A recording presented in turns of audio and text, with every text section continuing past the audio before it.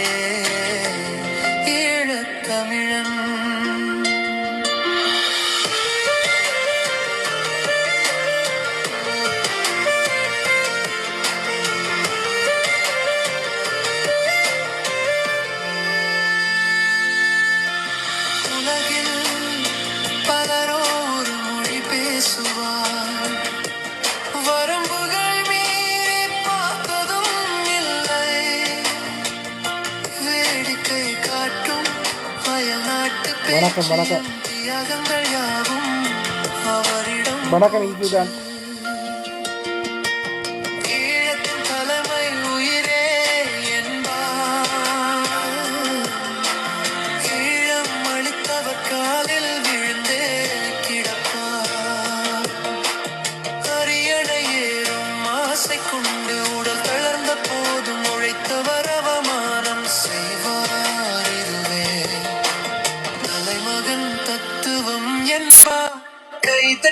கயவர் கூட்டம் காணாமல் போகும். ஓகே வாங்க, நீங்கள் கேள்விகள் இருந்தால் வந்து கேளுங்க.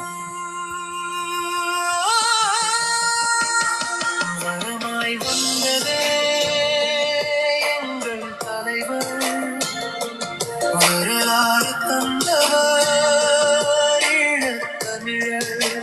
மறந்ததே வரலாறு 16 ஆண்டுகள் மாற்றிட முயன்று ஈழத்தமிழன்.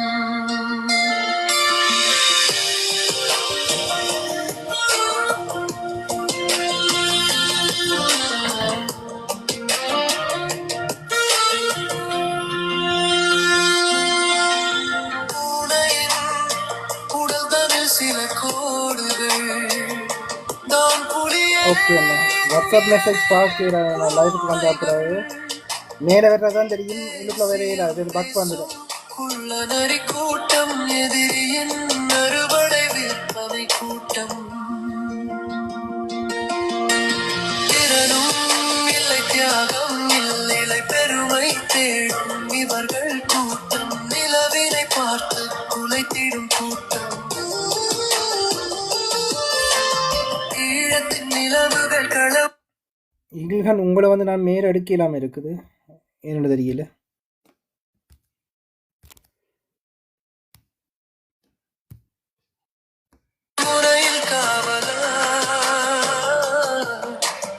அவர்கள் தான் முன்னாள் போராளிகள்.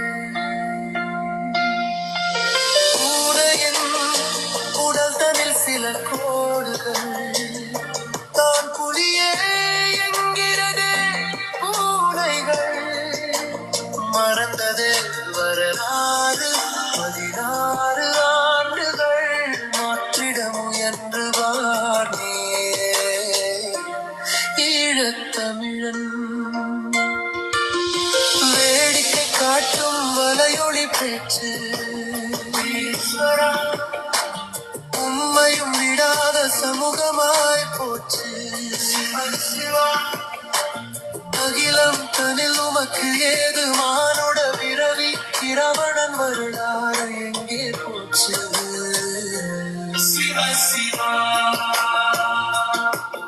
உன்பக்கன் திருமலை காவியம் கரைந்தே போச்சு.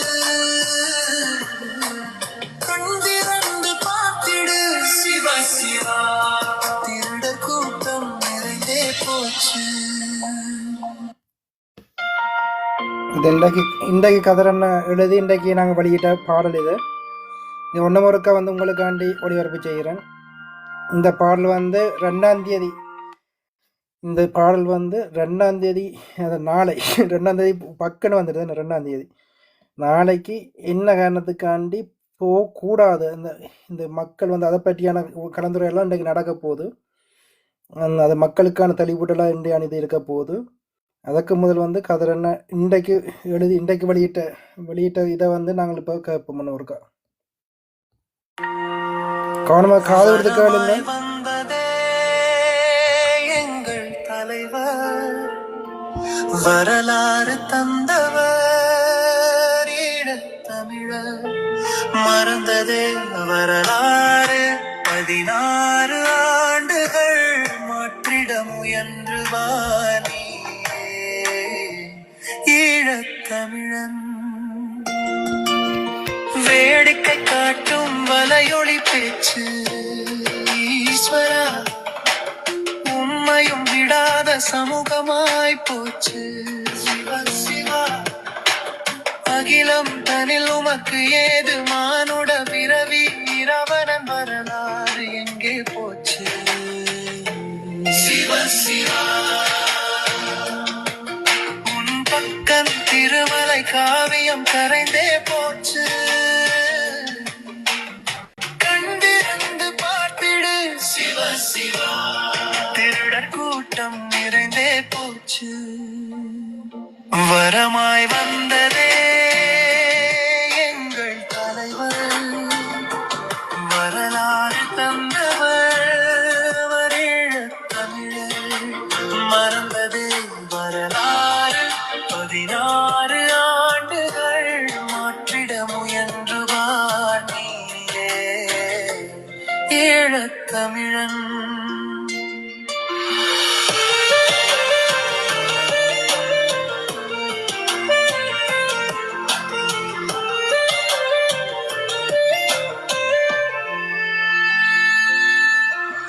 உலகில் பலரோர் மொழி பேசுவார், வரம்புகள் மீறி பார்த்ததும் இல்லை.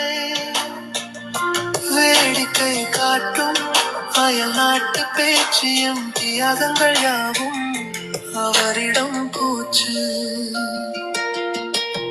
ஈழத்தின் தலைமை உயிரே என்பார், ஈழம் அளித்தவர் காலில் விழுந்தே கிடப்பார். அரியணை ஏறும் ஆசை கொண்டு உடல் தளர்ந்த போதும் உழைத்தவர் அவமானம் செய்வார். இதுவே தலைமகன் தத்துவம் என்பார், கை தட்டும் கயவர் கூட்டம் காணாமல் போகும் இயற்கையின் தத்துவம். வரமாய் வந்ததே எங்கள் தலைவர், வரலாறு தந்தவர் ஈழத்தமிழர். மறந்ததே வரலாறு 16 ஆண்டுகள் மாற்றிட முயன்று வாணியே ஈழத்தமிழன்.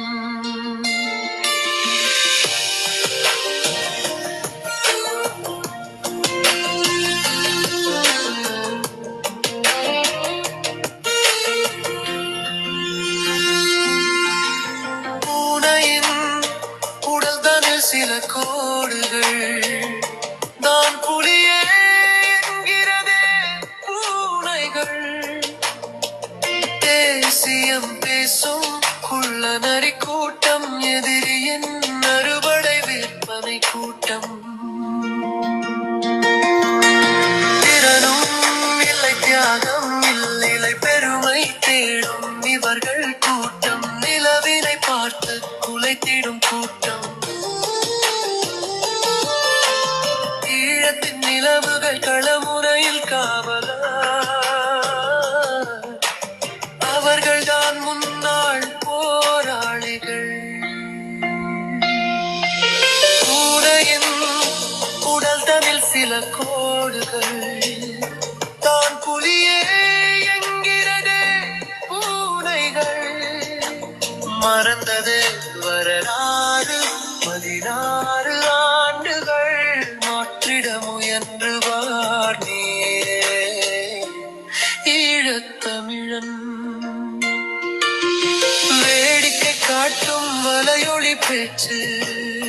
ஈஸ்வரா உம்மையும் விடாத சமூகமாய் போச்சு சிவா அகிலம் தனில் உமக்கு ஏது மானுட பிறவி இரவணன் வரலாறு எங்கே போச்சு சிவா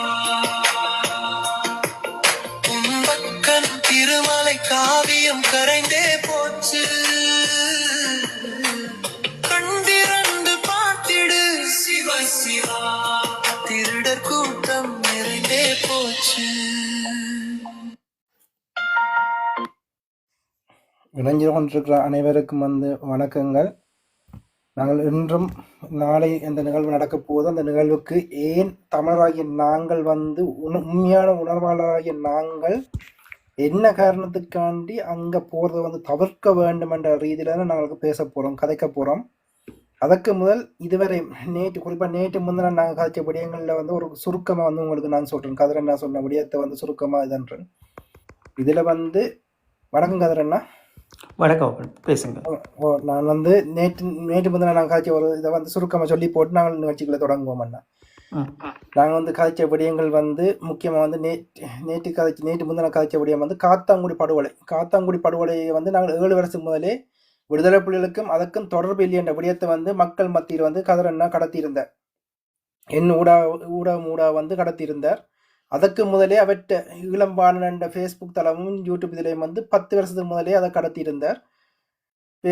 என்னோடவும் அவர் கடத்தியிருந்தார்.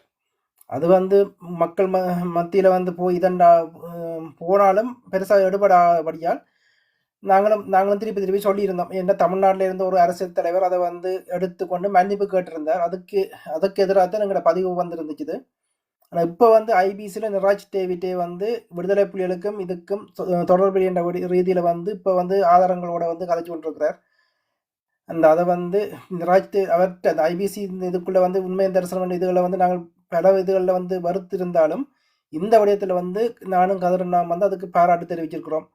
என்றால் இது ஒரு நல்ல வேலையை செய்திருக்கிறார். அதே மாதிரி கதிரண்ணா மீண்டும் நினைவூட்டினார்.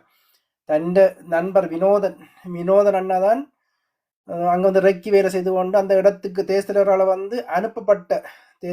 அனுப்பப்பட்ட அணியில் கதிரண்ணா ஒரு ஆள் இந்த விசாரிக்க சொல்லி இதில் உண்மை சம்பவம் என்னன்றது போய் போராளிகளை விசாரித்து தேசிலருக்கு அறிக்கை கொடுக்க சொல்லி தேசிலர் அனுப்பி வைக்கப்பட்ட விசேட அணியில் கதிரண்ணா பங்கு பெற்றிருந்தார். அந்த அனுபவத்தை கதிரண்ணா போன காணொலியில் போன லைஃப்பில் நீங்கள் பார்த்துருந்தீங்கன்னா சொல்லியிருப்பார். மேலும் ஜேந்தன் பணியணி அதில் இருக்கிற போராளிகள், மற்றது குறிப்பாக புலனாய்வுத்துறை, தமிழக விடுதலை புலி என்ற புலனாய்வுத்துறை, அதுக்கு பொஸ்கோ அணைக்குள்ள அவர் எப்படி பணியாற்றி இருந்தார். அதில் ஜேந்தன் பணியணியும் கிழக்குமான போராளிகள் வரும்போது அவர்களுக்கு எப்படியான இதுகள் எப்படி அவர்கள் பராமரிக்கப்பட்டார்கள், இந்த விடயங்கள் அதுக்கு தான் பொறுப்பாக இருந்த விடயங்கள் எல்லாத்தையும் கதிரண்ணா போன காணொலியில் போன நேரலில் சொல்லியிருப்பார். இதெல்லாம் எங்களுக்கும் வேடிக்கையான விடயம். சில பேர் இங்கே தாங்கள் புலனாய்வுத்துறையில் இருந்து சொல்லி கதை சொல்லி கொண்டிருப்பார்கள். ஆனால் அது எங்களுக்கே கதை சொல்றதான் எங்களுக்கு வியப்பானதும் யோக்கான வடிவமாக இருக்கு. என்று அவர்களுக்கு அந்த பயிற்சி முகாமண்டாலே என்னென்ன கூட தெரியாத அளவுக்கு தான் அவர்களோட அறிவு இருக்கு புலனாய்வுத்துறையை பற்றி. அப்படி இன்னைக்கு அவர்களோட அறிவு, அவர்களோட உண்மைத்தன்மை எவ்வளவு மக்களாக உங்களுக்கே புரியுமென்னு நம்புறேன். இதுல மேலும் இப்போ நாளைய நிகழ்வு அதுக்கு நாங்கள் ஏன் புறக்கணிக்க வேண்டும். நான் ஈழத்தமிழனாக நான் இங்கே வளர்ந்து நான் சிறுவதிலே இங்கே ஜேமனுக்கு வந்துட்டேன். சிறுவனாகவே ஜேமனுக்கு இப்போ இந்த டிவை இயக்கத்தோட சம்பந்தப்பட்ட இயக்கத்தின் ஒரு அமைப்பான டிவையோட இங்கத்தை ஜேமன்ல ஒரு பொறுப்பாளர்கள் ஒருவராக பயணிச்சு இப்போவும் அந்த தடம் புரளாமல் அப்படியே நிற்கிறேன். அதனூடாகத்தான் இயக்கம் மீது இந்த அழுக்கு வரும்போது அவதூறுகள் வரும்போது நாங்கள் கொந்தளிச்சு கோவப்பட்டு காணொலியில் போட்டிருந்தோம். அதில் அதனூடாகத்தான் கதிரண்ணாவோட தொடர்பும் எனக்கு ஏற்பட்டிருந்துச்சு. எங்களோட புலனாய்வுத்துறையின் பொறுப்பாளராக இருந்த அவர் மீதே தமிழ்நாட்டில் அரசியல் கட்சி நடத்துகிற ஒருவர் அவதூறு பேசும்போது அப்போ நாங்கள் இதன்னும் போது நாங்களே இணைஞ்சிருந்தோம். அப்படி நாங்கள் எங்கள் உண்மையான உணர்வாளர் இதன்னும் போது இவர்கள் தங்களை புலனாய்வுத்துறை என்று சொல்லிக்கொண்டு பயணிக்கிறவர்கள் ஏன் பொங்கவில்லை? மாறா அவருக்கு பின்னாலே போய் இருக்கிறார்கள் என்றால் இதுக்கு பின்னால் இருக்கிற இந்தியாண்ட வேலையை மக்களாக நீங்கள் புரிஞ்சு கொள்ளணும். என்ன காரணத்துக்காண்டி அவர் செய்கிறார்கள் என்ற இதையும் கதிரண்ணா விளக்கி இருப்பார். அவர்கள் விரும்பி அதை செய்யல. அதில் சில பேர் உண்மையாகவே போராட்டத்தில் இருந்தவர்கள் அவர்களை வந்து மக்களாக நீங்கள் வந்து என் குப்பி வடிக்கல் இதன்றதுக்கண்டு அந்த அதுக்கான தகுதி வந்து எல்லாருக்கும் இல்லை. அது வந்து அதுக்கான வேலை செய்தவர்கள் கேட்கலாம் மொழியால் ஒண்ணுமே செய்யாத மாட்டு இயக்கத்தார், குறிப்பா வந்து மாட்டு இயக்கத்தார் வந்து அந்த விஷத்தை வந்து இப்ப கக்கி கொண்டிருக்கிறோம். அதுக்கு வந்து கொஞ்சம் கூட தகுதியற்றவர்கள் அவர்கள். அந்த விடயத்தை வந்து நாங்கள் நேற்று கதைச்சிருந்தோம். வணக்கம் கதிரண்ணா. வணக்கம் ஓப்பன், வணக்கம். இன்றைக்கு வந்து நான் உங்கள்கிட்ட கேட்க வேண்டிய விடயம் வந்து மக்களாகிய நாம் என்ன காரணத்துக்காண்டி இந்த நிகழ்வை வந்து புறக்கணிக்கணும், இது நடந்தால் என்ன விளைவு, மக்கள் மத்தியில என்ன விளைவு நடக்கும், நான் என்ன குறிப்பிட்டீங்களா, உங்களுக்கே தெரியும். நாங்கள் வந்து அங்க அடுத்த சமுதாயத்தை வந்து படிப்பு ரீதியா வந்து நாங்கள் படிப்பிச்சு கொண்டு இப்போ அதுல இருந்து சில பேர் வந்து கேம்பஸுக்கே போய் சேர்ந்திருக்கிறார்கள், கேம்பஸுக்கே படிச்சு கொண்டு இருக்கிறார்கள். அப்படி வந்து அங்க அடுத்த சமூகத்தை வளர்க்கறதுக்காண்டி நாங்கள் எங்களால முயன்ற விடயங்களை வந்து நாங்கள் செய்து கொண்டிருக்கிறோம். ஆனா இவர்கள் வந்து அந்த அந்த அதுல வந்து ஏதாவது பிரியோசனமா வந்து செய்திருந்தார்கள் எனக்கு தெரியவில்லை. பிரியோசனமா இவர்கள் செய்ததா வந்து நான் இதுவரையும் அறியவும் இல்லை, தெரியவும் எனக்கு மாட்டுது. ஆனால் வந்து இப்போ நடுவலம் வந்து நாங்கள் இவர்களை பற்றி பல காணொலியில் போட்டுட்டோம். இவர்களை வந்து தோல் உரிச்சு காட்டிட்டு இனி வந்து விமர்சனம் செய்யக்கூடாத ரீதியில வந்து நாங்கள் விமர்சனம் செய்யாமல் மக்களுக்கும் எங்களோட அடுத்த சமுதாயத்துக்கும் வந்து உண்மையா எங்களோட விமர்சனங்கள் உண்மையா 100% உண்மையா இருந்தாலும் வந்து விமர்சனம் எங்களுக்கு தேவையில்லை. நாங்கள் கருத்தியலால வந்து மக்கள் மத்தியில கருத்தியல் கடத்துவோம். இந்த கருத்தியல்ல இருந்து கொண்டு மக்கள் வந்து மக்களுக்கான ஒரு அறிவு இருக்குத்தானே, அந்த அறிவில இருந்து மக்கள் புரிந்து கொள்வார்ன்ற ரீதியில வந்து கருத்தியலா போவோம். இதுல என்ன இதுல வந்து போறபடியால் என்ன தீமை வந்து எங்க இனத்துக்கு எங்க அடுத்த சமுதாயத்துக்கு எப்படி என்ன பாரிய தீமை வந்து நடக்கும். ஏன்னா தேசங்களுக்கு அஞ்சலி செலுத்த வேண்டிய விடயம் வந்து அது கட்டாயமா மக்களை நாங்கள் ஒற்றுமையா ஒன்று சேர்ந்து ஒற்றுமையா செய்ய வேணும். இதுல வந்து என்ன நடக்குது, இதுல வந்து நாங்கள் ஏன் எதிர்க்கிறோம்னு மக்களுக்கு தெளிவுபடுத்த முடியுமா? கண்டிப்பாக முதல்ல வந்து பார்வையாளர்களுக்கு கீழே நின்று கேட்டுக்கொண்டிருப்பவர்களுக்கு நாங்கள் முதல்ல வணக்கத்தை சொல்லிக்கொண்டு, நிறைய நேரங்கள் எடுத்து பார்த்து கொண்டிருக்கிறீங்கள். எங்களுக்கு இந்த புரோகிராம் முடிந்த பிறகு நாங்கள் நிப்பாடி பார்க்கும்போது 2000 பேருக்கு மேற்பட்டவர்கள் நீங்கள் தொடர்ச்சியாக உள்ளுக்கு வராமல் வெளியிலேருந்து கேட்குறீங்கன்றது எங்களுக்கு தெரியுது. பரவாயில்லை, நாங்கள் அதைத்தான் விரும்புகிறோம். என்றால் ஒரு கருத்தரங்கு என்பது அந்த கருத்தரங்கு உங்களை வந்து சேர வேண்டும். அதை மட்டும்தான் நாங்கள் எதிர்பார்க்குறோம். இந்த இணையங்களில் சண்டை பிடிக்கணும், விமர்சனம் செய்யணும்னு நாங்கள் எதிர்பார்க்கலை. நாங்கள் எங்களுடைய மேதகு அவர்களினுடைய இந்த நினைவு நாள் என்பது அந்த நினைவு நாளில் பகிர்ந்து கொள்ளுகின்றதும் அதற்கு எதிரான கருத்துக்களை வைப்பதும் அது நாங்கள் எங்களுடைய மேதகு அவர்களுக்கு செய்கின்ற மிகப்பெரும் நன்றி கடனாக கதிராகிய நான் பார்க்கின்றேன். சரி, நாங்கள் விடயத்துக்குள் போவோம். அப்போ இந்த 2ஆம் தேதி நாளை இந்த விளக்கேற்றல் என்கின்ற இந்த நிகழ்வு சுவிட்சர்லாந்தில் அது நடைபெறுகிறது. இந்த நடைபெறுகின்ற இந்த நிகழ்வுக்கு உண்மையிலேயே எங்களுடைய தமிழ் மக்கள் எல்லாம் போக வேண்டுமா என்கின்ற ஒரு கேள்வி தொடர்ச்சியாக உங்களுக்கு இருந்து கொண்டே இருக்கும். நாம் போக வேண்டும் என்று உங்களுக்கு ஒரு மனம் சொல்லும். ஏனென்றால் அது எங்களினுடைய தலைமைத்துவம். இந்த தலைமைத்துவத்திற்கு விளக்கேற்றும் போது நீங்கள் எல்லோரும் வரவில்லை என்று அவர்கள் உங்களை வசைபாடுவார்கள் என்கின்ற ஒரு எண்ணங்களும் உங்கள் மத்தியில் தோன்ற முடியும்.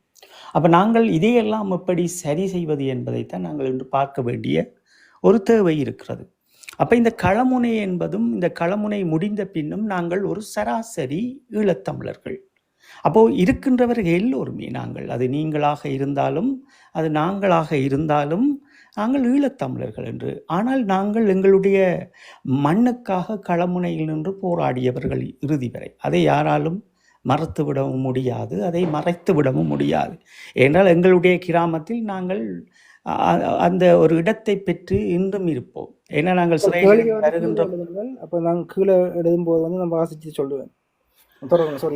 சிறையில் இருந்த போதும் நாங்கள் வெளியில் வந்த போதும் எங்களுடைய கிராமத்தில் கிடைக்கப்பெற்ற மிக பெரும் எங்களுடைய நம்பிக்கையும் அவர்கள் எங்களை ஏற்றுக்கொண்ட விதங்களும் அது ஒரு கிராமத்தில் இருந்த போராளிகளுக்கு அவர்களுடைய குடும்பங்கள் அவர்களுடைய உறவுகளுக்கு அவர்களுடைய தியாகங்கள் என்றும் அவர்களுடைய வம்சமாக இருக்க போகிறது என்பதில் எந்த மாற்று கருத்தும் இல்லை. அது இன்று பலர் விமர்சிப்பதால் நாங்கள் அவர்களுக்கு சொல்ல கடமைப்பட்டிருக்கின்றோம். அப்போ உங்களுக்கு இந்த விளக்கேற்றலுக்கு போன பின் உங்கள் மனங்களில் இருக்கின்ற சில கேள்விகள் இங்கே எழுப்பப்படும். அப்போ இன்று மேதகு அவர்களுக்கு நினைவஞ்சலி நாங்கள் செலுத்தக்கூடாதா அப்படி என்கின்ற ஒரு கோணம் உங்களுக்குள் எழப்படும். அப்போ இந்த கோணத்தில் தான் நாங்கள் சொல்லுகின்றோம் என்னவென்றால், இந்த விளக்கேற்றுவதற்கு முதல் நாங்கள் ஈழத்தமிழர்களாகிய நாங்கள் தகுதியானவர்களா? இங்கே போராளிகள் யாரும் கிடையாது. 17ஆம் தேதியோடு எல்லாம் முடிந்து விட்டது. நாங்கள் இருப்பவர்கள் களமுனை அனுபவசாலிகளும் ஒரு தலைமையின் கீழ் நின்றவர்களும் அந்த மக்களை வழிநடத்த செல்லக்கூடிய அளவு தகமைகள் இருந்தும் சில கருப்பு ஆடுகளால் மேயப்பட்டு தூக்கி வீசப்படுகின்ற போது அங்கே மௌனமாக இருக்கின்றது. அப்போ இங்கே இருக்கின்ற விடயம் என்னவென்றால், நாங்கள் இந்த நிகழ்வுக்கு போக வேண்டும் அல்லது விளக்கேற்ற வேண்டும் என்று நீங்கள் ஒவ்வொரு ஈழத்தமிழர்களும் நிச்சயமாக உங்கள் மனங்களில் நினைக்க தோன்றும். ஏனென்றால் அது ஒரு எங்கள் இனத்தினுடைய மிக பெரும் அடையாளம். எங்களுடைய தலைமகன் அவர்கள் மிக பெரும் அடையாளம். அப்போ அந்த அடையாளத்திற்கு நாங்கள் ஒரு நிகழ்வு செய்யும் போது போகத்தான் தோணும். ஆனால் இதை நாங்கள் என்ன பார்க்க வேண்டும் என்றால், அந்த தலைமகன் அவர்களுக்கு நாங்கள் இந்த 16 ஆண்டுகளும் என்ன செய்திருக்கின்றோம் என்பதை முதலில் பார்க்க வேண்டும். அப்போ நாங்கள் எதுவுமே செய்தவர்கள் அல்ல. அப்போ தேசிய தலைவர் அவர்களுக்கு, எங்களுடைய தலைமகன் அவர்களுக்கு பிடித்ததெல்லாம் அடுத்த தலைமுறையினுடைய இருப்பும் அவர்களினுடைய வாழ்வியலும் சுதந்திரங்களும் எங்களுடைய பண்பாடுகளையும் கட்டி காப்பது. அது ஒவ்வொரு ஈழத்தமிழனையும் சார்ந்தது. அப்போ எதையுமே நாங்கள் செய்யாமல் அவருக்கு விழா எடுப்பதை அவர் ஏற்றுக்கொள்ளப் போவதும் அல்ல, அவருடைய தத்துவம் ஏற்றுக்கொள்ளப் போவதும் அல்ல. அப்போ நாங்கள் அதுதான் அந்த தத்துவத்தில் நிற்கின்றோம். என்னவென்றால், இந்த மாவீரர்களினுடைய தியாகம் என்பது அது தேசிய தலைவர் அவர்களினுடைய நிழலில் எங்களுடைய மக்களுக்காக, அடுத்த தலைமுறைக்காக அவர்கள் தங்கள் இன்னுயிரை தந்தவர்களுக்கும் எங்கள் தேசிய தலைவர் அவர்களுக்கும் நாங்கள் மகுடம் சூட வேண்டிய இடங்களில் நாங்கள் ஒவ்வொருவரும் சிந்திக்க வேண்டிய தேவை இருக்கிறது. அப்போ உண்மையிலேயே காலங்களை கடத்தினார்கள், இழுத்தடித்தார்கள். சரி, இது ஒரு நல்ல முடிவுதானே எடுத்திருக்கிறார்கள், இனியாவது தேசிய தலைவர் அவர்களுக்கு விளக்கேற்ற வேண்டுமே என்று நினைக்கின்ற உங்கள் மனங்களும் எனக்கு புரிகிறது. அப்போ இப்படி நினைப்பவர்களும் எதை புரிந்து கொள்ள வேண்டும் என்றால், நாங்கள் தேசிய தலைவர் அவர்களுக்கு விளக்கை ஏற்றிவிட்டு அடுத்த கட்டம் என்ன செய்ய போகின்றோம். அப்போ நாங்கள் அதுதான் என்ன சொல்லுகின்றோம் என்றால், நாங்கள் முதலில் எங்களுடைய ஈழத்தினுடைய அரசியலை தெளிவான முறையில் அடுத்த சமூகத்திடம், அடுத்த சந்ததியிடம் கையளிக்க தவறிய நாம் இன்று தேசிய தலைவரை எல்லோரும் எடுத்து பிச்சு சாப்பிட்டபடி எல்லா தியாகங்களையும் அபகரித்து தாங்களே தங்களுக்குள் முடக்கிக் கொண்டதன்படி தேசிய தலைவர் இங்கே ஒரு வெறும் மனிதராக நிற்கின்றார். யார் போல் நிற்கின்றார்? மிகுதியான பாம்பு சட்டைகள் போன்று நிற்கின்றார். அப்போ எங்களை பொறுத்தளவில் நாங்கள் என்ன நினைக்கின்றோம் என்றால், ஒரு வேலை திட்டத்தை சரியான முறையில் செய்து அது வெற்றி பெறுகின்ற போது அதை நாங்கள் அவர் காலடியில் சமர்ப்பிக்க வேண்டும். அதுவே அவரினுடைய எழுச்சி நாளாக இருக்க வேண்டும். அப்போ இதைத்தான் நீங்கள் எல்லோரும் சிந்திக்க வேண்டும். இது நீங்கள் நான் என்று இப்படியே ஊடகங்களில் சிங்களவர்களும் இந்தியரோவும் எம்மை ஆட்டி படைப்பதும் இந்த ஒட்டுக்குழுக்கள் நின்று கொண்டு வசைப்பாடுவதும் என்று இங்கே நாங்கள் சிதையுண்டு நிற்கின்றோம். அப்போ நாங்கள் விழிப்பாக எப்படி மாறுவது? அப்போ நாங்கள் இதையெல்லாம் நிறுத்திவிட்டு முதலில் அன்னைக்கு பிடித்தது போல் ஒரு வரலாற்றை உருவாக்க வேண்டும். அது புலத்தில் இருப்பவர்களால் நிச்சயமாக முடியும். என்றால் புலத்தில் இருப்பவர்கள் சாதித்து காட்டியவர்கள். ஒரு பையோடு நாட்டை விட்டு வந்தவர்கள் பெரும் செல்வந்தர்களாக, தங்கள் பிள்ளைகளை நல்ல நிலையில் படிப்பித்தவர்களாக, 2009 5ஆம் மாதம் 17ஆம் தேதிக்கு முன் தங்களின் பங்களிப்பையும் செய்தவர்களாக பலம் வந்தவர்கள். அப்போ எங்கே இதெல்லாம் நொறுக்கப்பட்டிருக்கிறது என்பதைத்தான் நாங்கள் பார்க்க வேண்டிய தேவை இருக்கிறது. எதிரியானவன் எப்போதும் பல பல நடவடிக்கைகள் எங்கள் மீது செய்து கொண்டே இருப்பான். இதுகளை நாங்கள் முறியடிக்க வேண்டும் என்றால் எல்லோரும் நாங்கள் விழிப்பாக இருக்க வேண்டிய தேவை இருக்கிறது. இந்த விழிப்புகளை நாங்கள் விழித்திருந்தாலும் எம்மை ஏற்காமலும் எம்மை தோற்கடிப்பதற்காகவும் உலக அரங்கிலிருந்து எமக்குள் ஊடுருவப்பட்டிருக்கின்ற கருப்பு ஆடுகள் புது புது நடவடிக்கைகளையும் புது புது அர்த்தங்களையும் ஊடகங்களில் வசைபாடிக்கொண்டுதான் நிற்கப் போகின்றார்கள். இதால் பாதிக்கப்பட போகின்றவர்கள் எங்களுடைய மாவீரர்கள் குடும்பங்களும், இந்த மண்ணும் மக்களுக்குமாக தங்களின் உழைப்பை தந்தவர்களும், இங்கே களமுனையில் நின்று போராடியவர்களும் அவமானங்களோடு இந்த மண்ணில் நடமாட வேண்டிய தேவையை எதிரியானவன் அதற்குள் இருந்தே எங்களை அப்படியே தோண்டிக் கொண்டே இருப்பான். ஏனென்றால் ஒரு மண்ணுக்காக போராடிய போராளியை பார்த்து அடுத்த தலைமுறை இவர் போராடியவரை இந்த சமூகம் இப்படி தூக்கி எறிந்திருக்கிறது, நான் ஏன் இந்த சமூகத்துக்குள் நிற்க வேண்டும் என்கின்ற அந்த மாய கருத்துக்களையும் உளவியல் கருத்துக்களையும் உங்களுள் விதைத்தபடியால் தான் இந்த புலத்திலும் ஈழத்திலும் இவ்வளவு பிளவுகளால் நாம் பிரிந்து நிற்பதற்குரிய சந்தர்ப்பங்களையும் சாட்சியங்களையும் உண்மைகளையும் நீங்கள் உங்கள் கண்குளாக பார்த்து கொண்டிருக்கிறீர்கள். அப்ப நாங்கள் எதையும் முறியடித்தவர்கள் கிடையாது. முறியடிப்பதற்கு ஆழமான கருத்துக்களை சொல்பவர்களையும் பொறிமுறைகளையும் கொண்டு வருவதை ஏற்றுக்கொண்டு நீங்கள் நின்றவர்களும் கிடையாது. அப்ப இதையும் சுற்றி பார்த்தீர்கள் என்றால் புரிகிறது, இது மிக பெரும் ஒரு உளவியல் யுத்தம் எமக்குள் நடந்து கொண்டிருக்கிறது பகைவரால். அப்ப இந்த பகைவரை நாங்கள் கழுத்தறுக்க வேண்டும் என்றால் முதலில் நாங்கள் எதை செய்ய வேண்டும், எதை செய்யக்கூடாது என்பதை முதலில் நாங்கள் கற்றுக்கொள்ள வேண்டிய தேவை இந்த பழையவர் என்று சொல்லப்படுகின்ற இந்த பெருஞ்சாலிகளுக்கு இருக்க வேண்டும். தெளிவாக நீங்கள் புரிந்து கொள்ள வேண்டும்.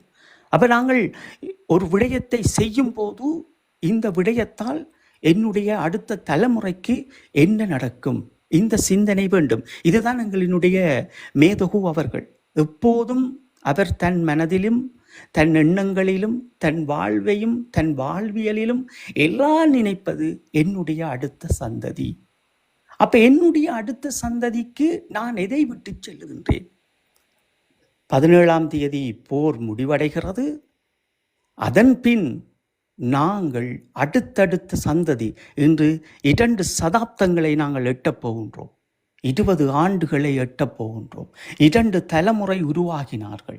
அந்த 2 தலைமுறைக்கும் நீங்கள் இந்த பழையவர்கள் என்பவர்கள் எதை கற்றுக் கொடுத்தீர்கள் புலத்தில் என்பதுதான் எனக்கு வேதனைக்குரிய விடயங்களாக இன்று நான் உங்களோடு பகிர்ந்து கொள்கின்றேன்.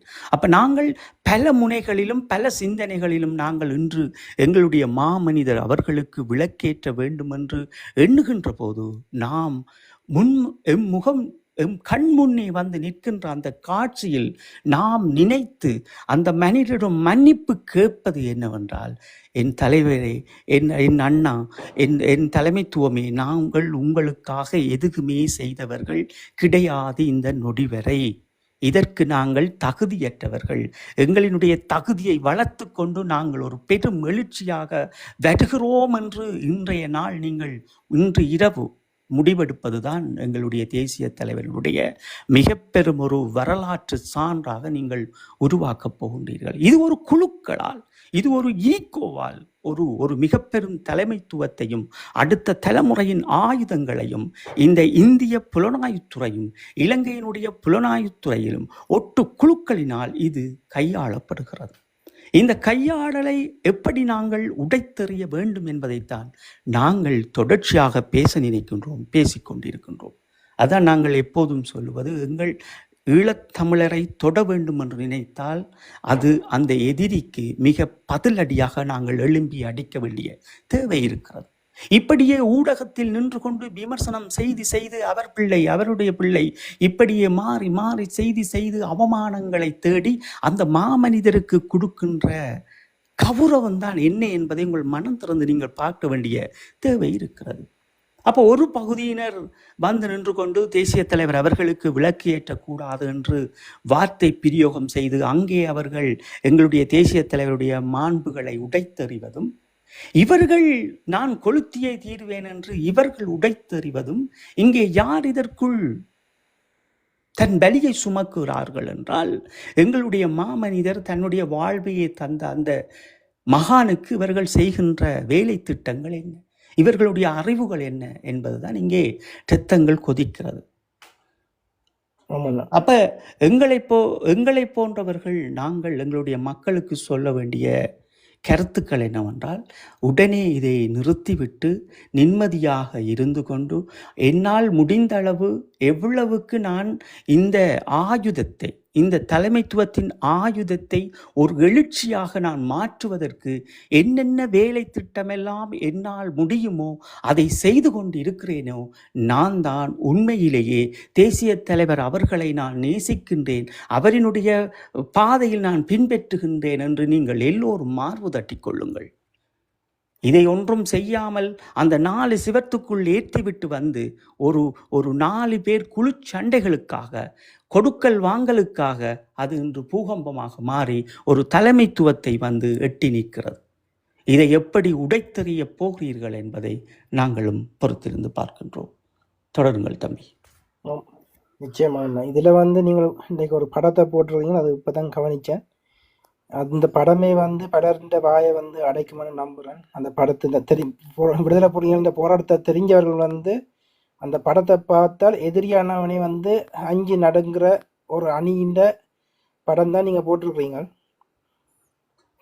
அது கூட சிறு வயது படம்ன்றதும் அதில் தெரியுது பார்க்கும்போது. மற்றது என்ன, இதில் கீழே ஒரு நண்பர் வந்து ஒரு கேள்வி எழுப்பி இருக்கிறார். அதில் வந்து என்ன கேள்வி என்றால், இறுதியில் போராளிகள் ஏன் குப்பை கடிக்கவில்லை என்பதற்கு தகுந்த விளக்கம் தந்தீர்கள், நன்றி. அந்த கேள்வி பலருக்கு தெளிவை ஏற்படுத்தி இருக்கும். இறுதி களத்தின் சூழ்நிலை எப்படி இருந்தது என்பதை புரிந்தால்தான் அது புரியும் என்றீர்கள். அந்த இறுதி களமுனை சூழ்நிலை தொடர்பில் அறிய ஆவலாக உள்ளது என்ற கேள்வியை தொடுத்திருக்கிறாருன்னா.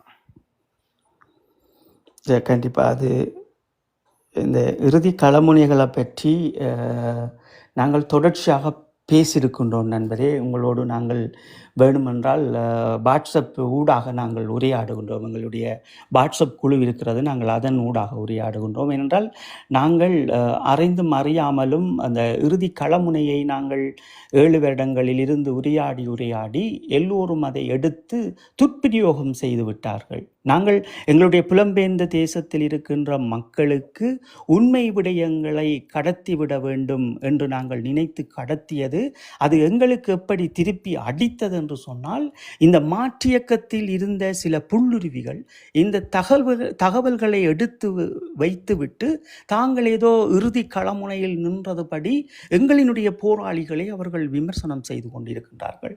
அதால் தான் நான் கடந்த பதிவிலும் நான் சொல்லியிருப்பேன் என்னவென்றால், நாங்கள் ஒரு மிக பெரும் பாவம் செய்த மனிதர்களாக நாங்கள் உண்மைகளை பேச வேண்டும் என்று, உண்மைகளை பேசி மக்களிடம் கடத்த வேண்டும் என்று சொல்லி இந்த இறுதி களமுனையை பற்றி பேசியே பல புல்லுருவிகள் இதை கையாளுகின்றார்கள்.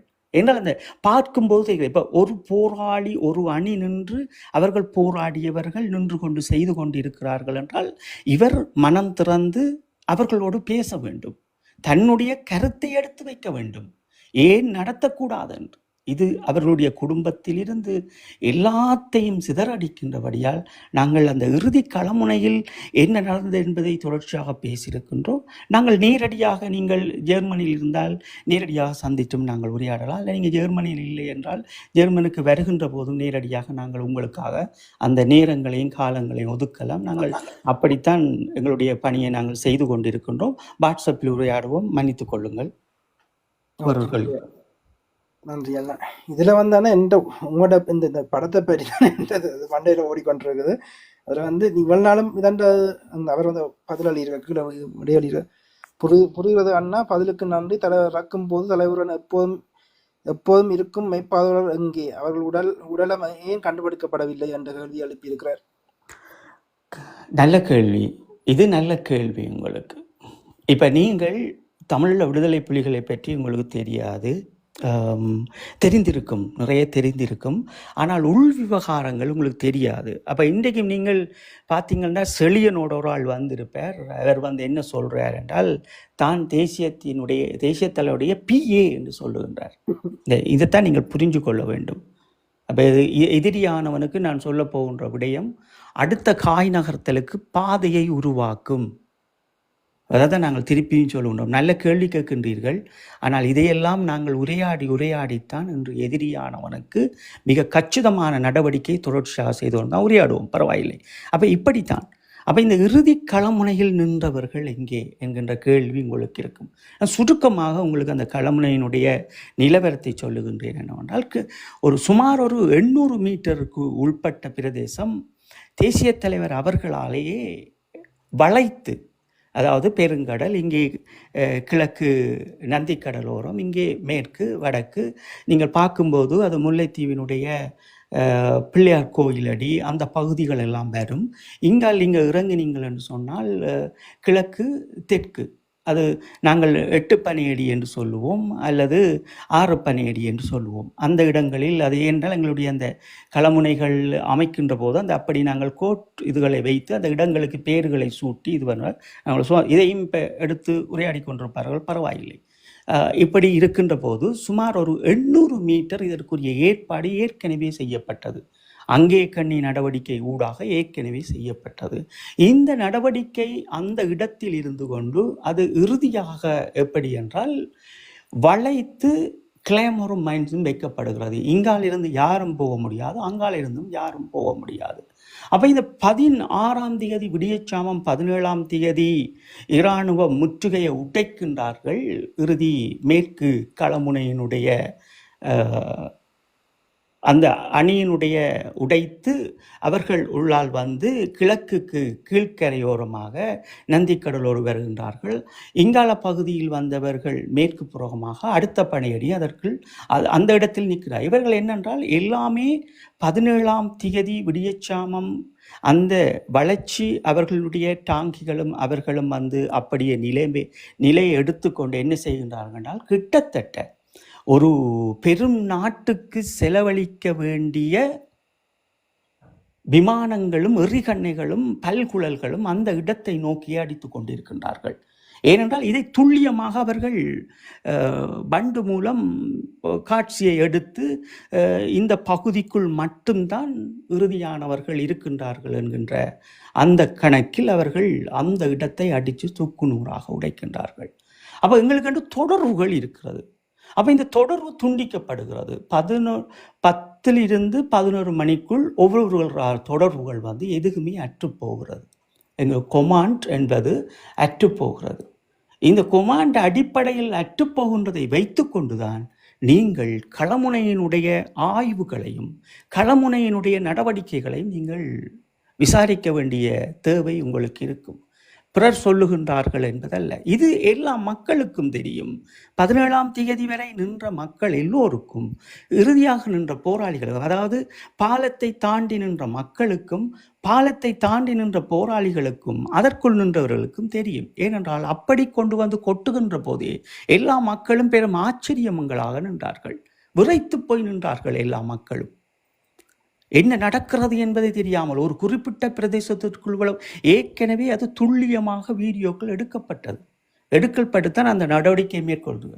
தேசிய தலைவர் அவர்களும் எங்களுடைய அந்த அந்த இறுதி களமுனையினுடைய வடிவ அமைப்பின் போதும் எல்லோருமே அங்கே நின்றார்கள். அப்போ அந்த இடத்தில் உங்களுக்கு தெரியும், ஒரு செல் விழுந்தாலே ஒரு கிணறு தோண்டும் அளவிற்கு அது புதைந்து தீரும், அது உங்களுக்கு தெரியும்.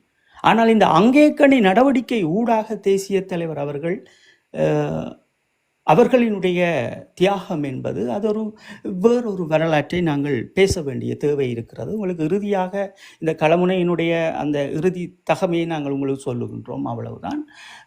அந்த 16ஆம் தேதி 17ஆம் தேதி விடியச்சாமம் காலையில் எல்லாம் முடிகிறது, எல்லோருடைய தொடரும் துண்டிக்கப்படுகிறது. இதுதான் நிஜம். அப்படி இதையும் மீறி நின்றார்கள் என்றால் நீங்கள் அவர்களிடம் இறுதி களமுனையினுடைய எங்களுடைய களமுனையில் 2 கோட் எங்களுக்கு தரப்பட்டது. இறுதி களமுனையினுடைய வடிவ கோட் வந்து 2. ஒன்று, நாங்கள் களமுனையை விடுபடுகின்றோம் என்றால் அதை உடன் நாங்கள் தெரியப்படுத்த வேண்டும், அதை வைத்திருக்க வேண்டும் என்றால் நாங்கள் அதை சரியாக வைத்திருக்கின்றோம் என்று 2 கோட்பாட்டுகள் இருந்தது. இதைவிட தேசிய தலைவர் அவர்கள் 2008 அதாவது 2007 தமிழ்செல்வண்ணா அவர்களினுடைய மரணத்துக்கு பின் எங்களுடைய மிக பெரும் தளபதி எங்களுடைய அன்புக்குரிய அண்ணா பால்ராஜ் அண்ணா அவர்களால் இந்த அங்கேக்கணி நடவடிக்கை ஒழுங்கு செய்யப்பட்டவர். சொர்ணமண்ணா, பால்ராஜ் அண்ணா போன்ற மிக முக்கியமான தலைவர்களால் இது ஒழுங்கமைக்கப்பட்ட இந்த அங்கேக்கணி நடவடிக்கையின் ஊடாக தேசிய தலைவருக்கு என்றே தொடர்பகம் இருந்தது. இங்கே உங்களுக்கு ஒரு நபரை சொல்லுவார்கள். இப்போ உதாரணமாக நீங்கள் பார்த்தீர்கள் என்றால், ஒன்று வள்ளுவனுடைய பெயரை யாராவது சொல்லலாம், அல்லது சவர்ணனுடைய பெயரை யாராவது சொல்லலாம். இல்லாட்டி அன்புண்ட பேரை யாராவது சொல்லுவினம், இல்லாட்டி செங்கோவன்ற பேரை கூட யாராவது சொல்கிறதுக்கு வாய்ப்பு இருக்குது. அப்போ இப்படி தான். இல்லாட்டி வண்ணண்ட பேரை கூட சொல்லி, இல்லாட்டி வானவண்ட பேரை கூட யாரும் சொல்கிறதுக்கு வாய்ப்பு இருக்குது. அப்போ உங்களுக்கு பேர்களை யாராவது சொல்லி இவர்கள் தான் தொடர்பு, அது இல்லை, அது நிஜம் அல்ல. 8ஆம் மாதம் தேசிய தலைவர் அவருக்கெண்டே ஒரு பேரின் ஊடாகவே தொடர்பு இருந்தது எல்லோருக்கும். அதுதான் பொட்டம்மானவர்களுக்கும் தான் எல்லாருக்குமே, அதாவது இந்த களமுனையில் இறுதியாக அவரவர் தொடர்பகங்களோடு இருந்தவர்கள் அந்த தொடர்புகள் துண்டிக்கப்பட்டது. அப்போ நான் எல்லார்ட்டையும் கேட்குறது, முதலில் நீங்கள் இறுதி களமுனையில் நின்று இந்த பகுதியில் நின்றீர்கள், நீங்கள் வான்காப்பு படையணியில் இருந்தேன்னு சொன்னால் அந்த கோட்டை சொல்லுங்கள் என்று சொல்லுவேன். அப்போ அது யாரும் சொல்லுவதல்ல. ஒரு விடுதலை புலிகளுடைய மரபின் அடிப்படையில் நாங்கள் ஒருவரை கிளைம் செய்ய வேண்டும் என்றாலும் அதைத்தான் இவர்கள் மக்கள் மத்தியிலும் சொல்லி இருக்க வேண்டும். நான் சொல்லுவேன், ஆனால் அதை நாம் விற்பதற்கு தயாராக அல்ல. அப்போ நாங்கள் ஒரு குறிப்பிட்ட பேர் தான் அந்த விடயங்களை தெரிந்தவர்களாகவும் அந்த களமுனையிலிருந்து 17ஆம் திகதி கை செய்யப்பட்டவர்களாகவும் இருக்கின்றோம். 17ஆம் திகதி அந்த இறுதி களமுனையினுடைய மேற்கு பகுதியிலிருந்து கை செய்யப்பட்டவர்களாக. அப்போ இவர்கள் போராளியாக நின்றிருப்பார்கள், நாங்கள் நின்றிருக்க மாட்டார்கள் என்று நான் சொல்ல மாட்டேன். அது மிக பெரும் தவறு. அதை நான் சொல்லவில்லை. நான் என்ன சொல்லுகின்றேன் என்றால், இதையும் சொல்லுங்கள், மக்களிடம் சொல்லுங்கள். தேசிய தலைவர் அவர்கள் இன்ன அழைப்பின் பேரில்தே நின்றார் தொடர்பகம், இந்த தொடர்பு இத்தனை மணிக்கு துண்டிக்கப்பட்டது.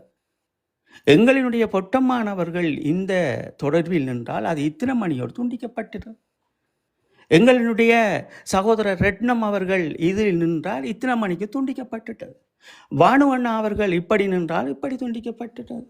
அப்போ மனோ மாஸ்டர் அவர்கள் இந்த அணியோடு இந்த பேரோடு நின்றார், அது துண்டிக்கப்பட்டது. அப்போ இதுகளைத்தான் நாங்கள் மக்கள் மத்தியில் விசாரணை ஆய்வு செய்ய வேண்டும், களமுனை ஆய்வு செய்ய வேண்டும்.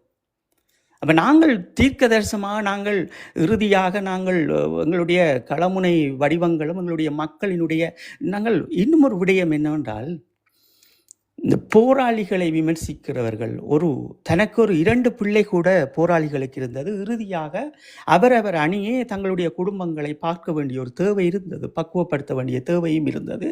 அது எல்லோரும் செய்து கொண்டிருந்தார்கள். அது எங்களுடைய தீவண்ணாவினுடைய அணியாக இருந்தாலும் சரி, அல்லது அரசியல் துறை அணியாக இருந்தாலும் சரி, அல்லது சொர்ணமண்ணாவினுடைய அணியாக இருந்தாலும் சரி, அல்லது கடப்புலிகளினுடைய அணிகளாக இருந்தாலும் சரி, அவர்களின் நிர்வாகத்தை பார்த்த ஒவ்வொரு போராளிகள் அவர்கள் ஊடாகவே அவர்களுடைய குடும்பங்கள், பிள்ளைகள், குட்டிகள் அப்படி என்ற ஒரு கண்காணிப்பு ஊடாக இந்த இரட்டை வாய்க்காலில் இருந்தே அது தொடரப்பெற்றது.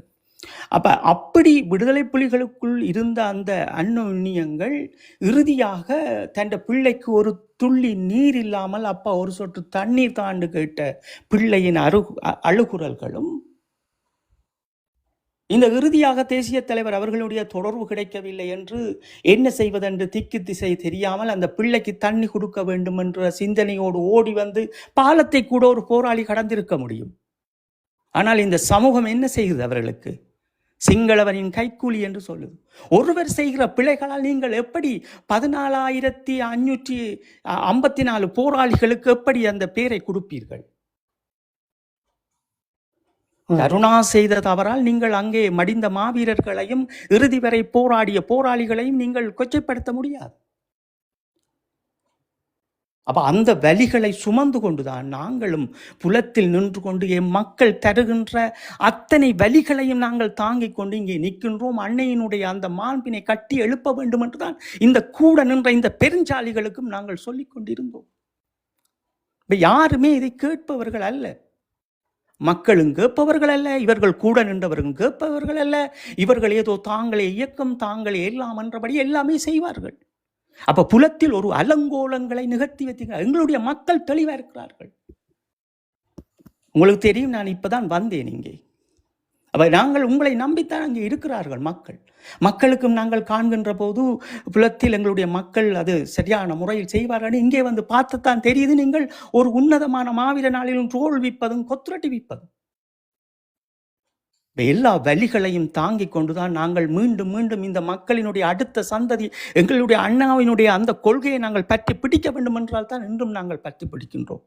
என்றால் நாங்கள் சிலை பொறிமுறையை தூக்கி இன்றைக்கு செப்டம்பர் மாதத்தோடு எறியப்பட போகிறது. இதையும் விளங்கப்படுத்தி கொண்டு இருக்கிற சந்தர்ப்பத்தை நாங்கள் சரியாக பயன்படுத்துவோம். ஜனாதிபதி தேர்தலில் நாங்கள் ஒன்று சேருவோம். நாங்கள் பாராளுமன்ற தேர்தலில் ஒரு புதுயுகத்தை படைப்போம் என்று நாங்கள் போய் இந்த பொன்னம்பலத்தினுடைய மகனாக இருந்தாலும் எவராக இருந்தாலும் எங்களுடைய அணியை வைத்துக்கொண்டு காலில் போய் விழுந்தார்கள். அதில் ஒரு சிலர் நீங்கள் ஒன்றுமே பயப்பட வேண்டாம், நீங்கள் சொல்வது எங்களுக்கு புரிகிறது, நாங்கள் ராஜினாமா, நாங்கள் இந்த இதுக்கே வரலை என்று ஒதுங்கினார்கள். எல்லாத்தையும் இன்றைக்கு சிதைச்சு போட்டு 4 சிவத்துக்குள்ள அன்னைக்கு எந்த மகுடத்தை நீங்கள் பூட்டுறீங்க? ஒரு மாமனிதருக்கு செய்ய வேண்டிய வேலைகளை செய்யாமல் உங்களுடைய கருத்தை ஊடகங்களில் சரியாக அந்த மாமனிதருக்காக வைக்காமல் ஒரு களமுனையில் நின்ற போராளி இறுதி வரை தூக்கி நின்றவன் சாக வேண்டும் என்றால் உங்களுடைய குடும்பம் மட்டும் வாழ வேண்டும். அவருடைய பிள்ளைக்கு அவர் தண்ணி கொடுப்பதற்காக ஓடியதும், தன்னுடைய பிள்ளை காயப்பட்டதை எடுத்துக்கொண்டு ஓடியதும் அது மறப்பார்கள் அந்த நிமிடத்தில். விடுதலை புலிகளினுடைய மாண்பின் அதிகாரம் ஒரு பயிற்சியை முடித்த பின் விடுதலை புலிகளினுடைய அந்த அமைப்பு இருந்து அவர்கள் இப்படி போயிருந்தால் நீங்கள் கேட்பதற்கு நியாயமானது. விடுதலை புலிகளுடைய தலைமையை அங்கே தோற்கடிக்கப்பட்டு அந்த இடத்தில் அவர்களினுடைய தியாகங்கள் நடைபெறுகின்ற போது இங்கே என்ன செய்வதென்று தெரியாமல் அரசியலில் இருந்தவர்களும் நீதி நிர்வாகங்கள் இருந்தவரும் காவல்துறையில் இருந்தவரும் மிகுதி காயப்பட்ட போராளிகளும் அல்லோலப்பட்டிருக்கின்ற அந்த நிமிடம் எப்படி இருக்கும் என்று யோசிக்காமல் அவர்களை அவமானப்படுத்துகிறீர்கள். நீங்கள் அவர்களை 4 பேரை இன்னைக்கு நீங்கள் சங்கீதனை அவமதிப்பதால் அல்லது புலவரை நீங்கள் அவமதிப்பதால் மிகுதியான நாட்டில் இருக்கிற இந்த அப்பாவி பிள்ளைகள் என்ன செய்துகள்? அதற்கு என்ன தெரியும்? இப்ப நாங்கள் அதுதான் கேள்வி தொடர்ந்திருக்கிறார். அப்படியானால் அந்த பகுதிக்குள் இடம்பெற்ற உச்ச தாக்குதலால் தலைவரை தனியே பாதுகாப்பாக விட்டுவிட்டு மெய்ப்பாதுகாவலர்கள் நேருக்கு நேர் போராட சென்றார்களா என்ற கேள்வி எழுப்பியிருக்கிறார். நான் உங்களுக்கு நேற்றும் சொல்லியிருப்பேன், எப்பவும் தேசிய தலைவரினுடைய பாதுகாப்பு என்பது நீங்கள் திரையில் பார்த்தது அது நிஜமல்ல. நீங்கள் ஒரு ஒன்று கூடல்கள் அல்லது உங்களுக்கு ஒளிவீச்சில் வந்தது நிஜமல்ல.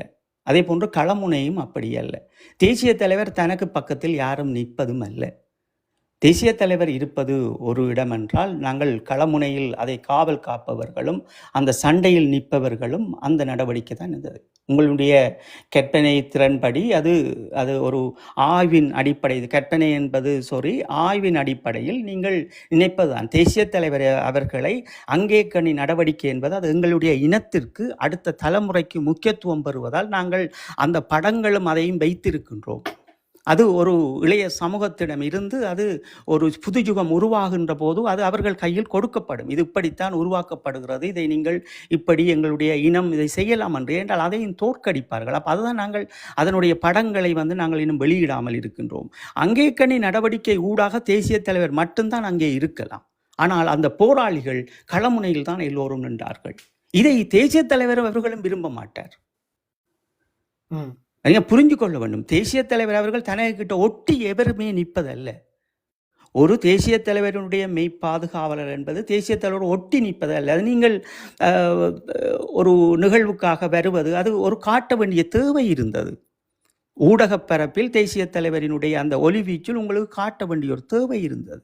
ஆனால் களமுனையில் அந்த தேவை இருக்காது. அதெல்லாம் நீங்கள் புரிஞ்சு கொள்ளணும். களமுனையினுடைய வடிவம் என்பது அது ஒரு வேறு வடிவம்.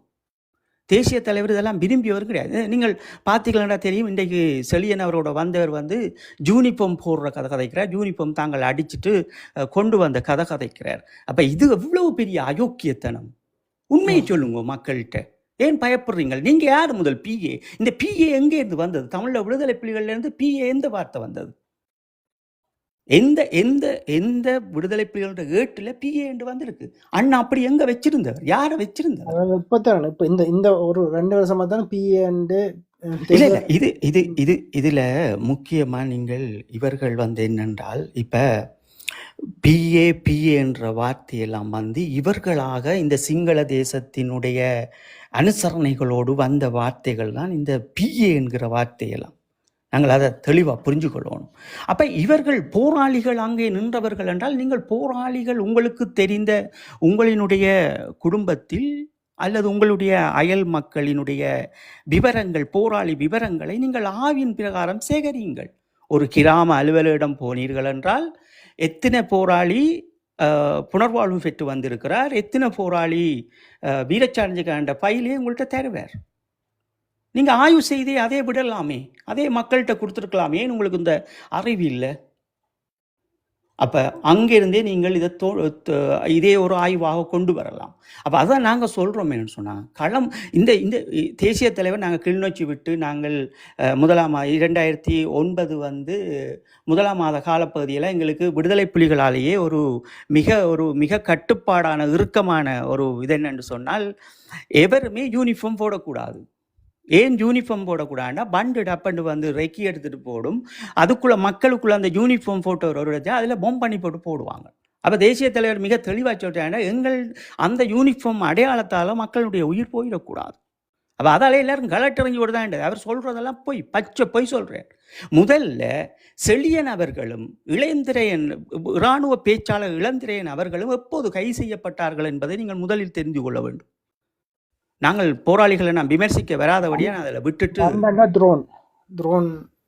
நான் இதை விட்டுட்டு வேறொரு விடயத்துக்கு போகிறேன். விடுதலை புலிகளுடைய பேச்சாளர் அவர்களும் இளந்திரையன் அவர்களும் நேரடியாக கைது செய்யப்பட்டவர்கள். ஆனால் எங்களுடைய சகோதரர் இளந்திரையன் அவர்கள் சில விடயங்களுக்கு ஒப்புக்கொள்ளாதால் அவரை அந்த இடத்திலேயே கொலை செய்துவிட்டு இவரை கைப்பற்றியவர்கள் இலங்கையினுடைய இராணுவத்தினர். இங்கே பல கதை பலர் சொல்லுவார்கள். எப்படி சொல்லுவார்கள் என்றால், இன்று அறிவுமணி சகோதரர் அறிவுமணியை ஒரு பெண் போராளி, ஒரு முன்னாள் பெண் போராளி சொல்லுவார். இறுதி வரைக்கும் பெண் போராளியாக இருந்த குறிப்பிட்ட காலம் இருந்தவர்கள் அவர்கள் சொல்லுவார்கள் என்னென்றால், நான் இத்தனை மணிக்கு வரைக்கும். அதெல்லாம் நிஜமல்ல. புலவர் காலில் சுட்டு போட்டு வந்தேன்னு சொல்லுவார்கள். அது நிஜமல்ல. இது எதிரியானவனால் ஒரு முக்கியமான போராளிகளை மிக அவமானப்படுத்துகின்ற செயல்களாக இருக்கிறது. நாங்கள் இவர்கள் மேல் கேட்பது, நாங்கள் எங்களுடைய கருத்தை வைக்கின்றோம். சகோதரர்களை, நீங்கள் இதை செய்யாதீர்கள். ஏன் செய்யாதீர்கள் என்றால், நாங்கள் அடுத்த தலைமுறைக்கு கொடுக்க வேண்டிய ஆயுதம் இந்த மாமனிதருடைய ஆயுதம் என்பதை நாங்கள் தெளிவாக சொல்கிறோம். இதை விமர்சிக்கணும் எல்லோரும். ஏன் ஈழத்தமிழர் இந்த பண்பை போன்ற நீங்கள், இந்த பண்பு எங்கிருந்து உருவாக்கப்பட்டது? இந்தியாவில் இருந்து உருவாக்கப்பட்டது. நாங்கள் சிறையில் இருந்து 2014 வருகின்ற போது இது இந்தியாவில் இருந்தே வரப்பட்டது. இது யாரால் வரப்பட்டது? ஒட்டுக்குழுக்கள் அங்கே இருந்து கொண்டு எப்படி நடவடிக்கைகளை மேற்கொள்ள வேண்டும் என்று தேசிய தலைவர் அவர்களின் காலங்களில் பிரிக்க நினைத்தது பிரித்து கொண்டிருக்கின்ற இந்த கர்மம் பிடித்த இந்த பூவுலகில் இவர்களும் இன்று சிக்கி தவிக்கின்றார்கள். ஒரு கருத்தை ஒரு கருத்தால் வெல்ல முடியாமல், களமுனையின் ஆய்வுகளை செய்ய முடியாமல், தங்கள் கிராம அலுவலகத்தில் இருக்கின்ற 10 பேர், நீங்கள் ஒரு 100 பேரோ 10 பேரோ இன்று இத்தனை ஆண்டுகளாக இந்த டிக்டாக்கில் வலம் பெறுகிறீர்கள். அதில் ஒருவர் கிளிநொச்சி மாவட்டத்தைச் சேர்ந்தவராக இருப்பார், இன்னொருவர் முல்லைத்தீவை சேர்ந்தவர்களாக இருப்பார், இன்னொரு யாழ்ப்பாணத்தை சேர்ந்தவராக இருப்பார், இன்னொரு யாழ்ப்பாணத்தில் அவர் அங்கால கொக்குவில் அங்கால ஏழாலையை சேர்ந்தவர் இருப்பார். இவர்களினுடைய ஒவ்வொரு கிராம அலுவலகர் ஊடாகவே நீங்கள் எல்லா போராளியின் கடைசி விவரங்களை இலகுவாக எடுத்திருக்கலாமே. ஏன் தவறினீங்க? உங்களுக்கு வேலை செய்ய விருப்பம் இல்லை. எதுவுமே நீங்கள் பிறர ஊடகத்தில் இருந்து கொண்டு விமர்சனம் செய்கிறதான் பார்க்குறீங்களே தவிர, ஐக்கிய நாடுகள் சபைகளை வார பொறிமுறைகள் எப்படி வரப்போகிறது, இதுக்கு நாங்கள் எப்படி முகம் கொடுக்க போகிறோம், இதை நாங்கள் எப்படி இளையோர்கிட்ட கடத்த போகிறோம் என்ற சிந்தனையே உங்களுக்கு கிடையாது. அதை நான் நேற்று சொல்லியிருப்பேன். உங்களுக்கு காலையில் எழும்புனா நீங்கள் வேலைக்கு போகணும், போயிட்டு அதுக்குள்ளே வந்தீங்கன்னா உங்களுக்கு வீட்டில் 1000 பிரச்சனை இருக்குது. 1000 பில் வந்து உங்களோட பெட்டிக்குள்ளே கிடக்கும். நீங்கள் எதை பார்க்குறேன்னு தெரியாமல் தத்தளித்து கொண்டு 16 வருஷமாக தமிழ்நாட்டில் இருந்து கொண்டு வந்துட்டு அதையும் இதையும் பார்த்துட்டு உடனே டிவியை போட்டு அதை கேட்டுட்டு வைஃபிட்ட அதையும் பொறிச்சுட்டா இதையும் பொறிச்சுட்டான்னு சாப்பிட்டுட்டு அப்படியே உங்களை வளர்த்த நீங்கள் தான் 16 வருஷம். இன்றைக்கு ஏதோ ஒரு வகையில் விளக்கு கொளுத்த வேணும் என்று நிற்கிறாங்க. ஏதோ ஒரு முடிவெடுத்து நிற்கிறாங்க. விளக்கு கொளுத்தணும் என்று நிற்கிறாங்க. அது தவறல்ல. ஆனால் அந்த சந்தர்ப்பம் சூழ்நிலையும் அது தவறு. அதை தான் நாங்கள் கதைக்க வந்திருக்கோம். அவர்கள்ட்ட நாங்கள் கேட்குறோம், நீங்கள் எதை செய்திருக்கிறீங்க? எங்களுடைய மாமனிதருக்கு பிடிச்சபடி எந்த விடயத்தை நாங்கள் கட்டி எழுப்பியிருக்கிறோம்? ஒற்று விடயம், ஐக்கிய நாடுகள் சபைகளில் கையளிக்க பெற்றவர்கள். இந்த கையளிக்க பெற்றவர்களுடைய போராட்ட வரலாற்றில் இந்த OM அமைப்பை வந்து கொண்டு வராதைங்க கொண்டு சொன்ன நாங்கள் பிளத்திலிருந்து. அப்போ கனடாவில் இருந்தும் கண்ட கர்மத்திலிருந்தும் அந்த நேரம் எனக்கு தெரியாது. யாராரு இன்றைக்கு தான் எனக்கு தெரியும். இந்த பிளத்துக்கு வந்த பிறகு தான் தெரியும் இந்தந்த கர்மங்களாக இங்கே வந்து இந்த நடவடிக்கையை மேற்கொண்டிருக்கேன். அப்போ நாங்கள் அதை நின்று அந்த பெரும் பிரச்சாரங்களை செய்யணும். எங்களை தூக்கி 3ஆம் ஆண்டில் போட்டுச்சினோம். அதுக்கு போட்டுட்டு என்ன செய்யணும், கூட நேஷனல் டேக்குள்ளே கொண்டு வரையினோம். அப்போ நான் அண்டே சொல்கிறேன், இப்படி என்ன கொண்டு போட்டினோம், நாங்கள் கடையையும் பூட்டுறோம். அவங்களுக்கு வீட்டில் பிரச்சனை ஆகிட்டு நீ ஜெயிலுக்கெல்லாம் போக முடியாது. அப்போ நாங்கள் கடையை பூட்டிட்டு ஒரு இடத்த போட்டோம் நாங்கள். அப்போ இந்த இது சொல்கிறோம் நாங்கள் என்னென்றால், இந்த நேஷனல் டேக்குள்ளே உங்களை கொண்டு வந்து பூத்த போகிறாங்க, கையளிக்க பெற்றவர்களையும் காணாமல் அகப்பட்ட ஒன்று சேர்க்க போகிறாங்க, யாரும் சம்மதிக்காதீங்க பெற்றோர். அப்போ அதுக்குள்ளேயும் இந்த சுமந்திரம் குள்ளநெறி வந்து அந்த விஷயத்தை சொல்லிட்டு எங்களையும் தூக்கி கொண்டு போய் போட்டாங்க. விசாரணை பெருசாக வரக்குள்ள குடும்பத்தில் இல்லை இதுக்குள்ள இருக்கக்கூடாதுன்னு நாங்கள் அப்படியே வந்துட்டோம். ஆனால் நாங்கள் வேலை திட்டத்தை எப்படி நகர்த்தி கொண்டு இருக்கிறோம். அப்போ இதெல்லாம் யாரால் நகர்த்தப்படுகிறது? இதெல்லாம் ஏன் நடக்கிறது? ஏதாவது ஒரு விடயம் ஏதாவது இன்றைக்கு தேசிய தலைவருக்கு விளக்க கொளுத்தணும் என்று நினைத்தால் நாங்கள் முதல்ல ஏதாவது ஒன்று எங்களுடைய தேசிய தலைவர் சரி ஒரு அரசியலாவது நாங்கள் கட்டி எழுப்பினோமா? ஒரு திடமான அரசியல். ஊடகத்துக்கு போறது இந்தியாவில் குந்துறது, இனி அங்க போறது அங்க போயிட்டு கேட்கிறேன். இந்தியாவில் இல்லை, நாங்கள் இந்த நிலைமையில் இருக்கிறோம். அவனுக்கு தேவை பணம் காசு, எங்களை முன்னேற விடாமல் எங்களை இலட்சியத்தை நோக்கி போக விடாமல் பல கருத்துக்களை செய்து அவங்க காட்டுற சிரிமாக்குள்ள இவர்கள் போய் நின்று கொண்டு எல்லாத்தையும் மூடி மறைச்சிட்டு இன்றைக்கு தேசிய தலைவருக்கு விளக்கேற்ற வந்திருக்கணும். ஆனால் ஒன்றுமே இல்லை எங்கள்கிட்ட. அந்த மாமனிதருக்கு நாங்கள் ஒன்று செய்யாமல் விளக்கேற்றோம். உங்களை போல ஒரு மனிதன், இந்த முடிவெடுத்த மனிதன் நீங்களாம் எப்படிப்பட்டவர்களாக இருப்பீங்க? என்னுடைய பார்வையில் நீங்கள் எல்லாம் சீர்வோம். உங்களெல்லாம் நம்பி களமுனையில் என்றதை பற்றி வெக்கப்படுறோம் நாங்கள். இதுல என்ன ஒன்னமொரு கேள்வி தான் இருக்கிறார். அதற்கு முதல் வந்து ஒன்னமொரு இன்றைக்கு இந்திய ஊடகத்தில் பார்த்து நாங்கள் சொன்ன 17ஆம் தேதி தான் இப்போ வந்து சில பேர் வந்து கதைக்கணும். அதுவும் வந்து அரசு துறை இந்த பொறுப்பாளர் இருந்தவர் வந்து கதைச்சிருக்கிறார். 17ஆம் தேதி தான் எங்களோட இறுதி நாள் என்றதையும் தேசிய ஆவதியான நாளும் 17ஆம் தேதி கதைச்சிருக்கிறார். ஆனால் வந்து நாங்கள் சொன்ன தகவல் அவர் இதனால் வேறு ஒரு புதுக்கதையை வந்து அவர்கள் உருவாக்குறார்.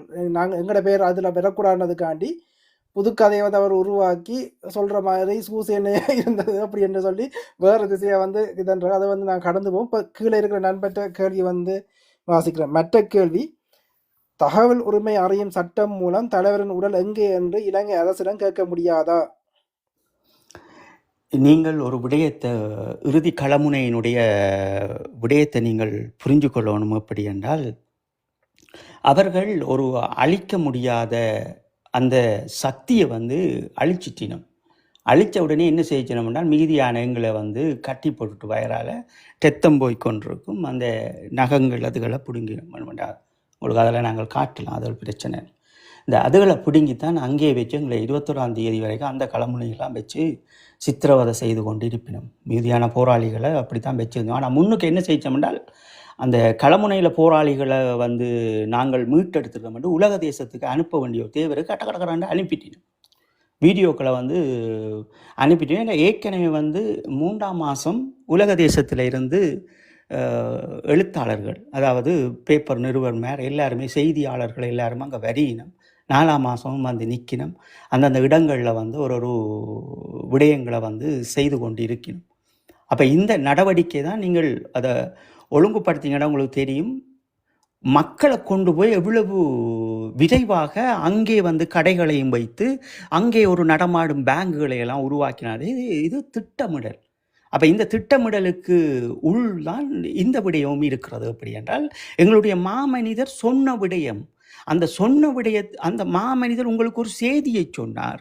அந்த செய்தியை நீங்கள் எல்லோரும் மறுதளித்தீர்கள். அந்த செய்தியை உடைத்து நொறுக்க வேண்டும் என்று அவர்கள் உடன் கையாண்டுட்டாங்க. நீங்கள் இதைத்தான் நீங்கள் புரிஞ்சு கொள்ளணும். நீங்கள் புரிஞ்சு கொள்ள வேண்டிய விடயங்கள் வந்து ஈழத்தமிழர் எப்போவும், எனக்கு உங்களையெல்லாம் பார்க்கும்போது சில விடயங்கள் எனக்கே புரியாமல் இருக்கும். ஏனென்றால், இந்த அண்ணா ஒரு செய்தியை சொல்லுகின்றார்.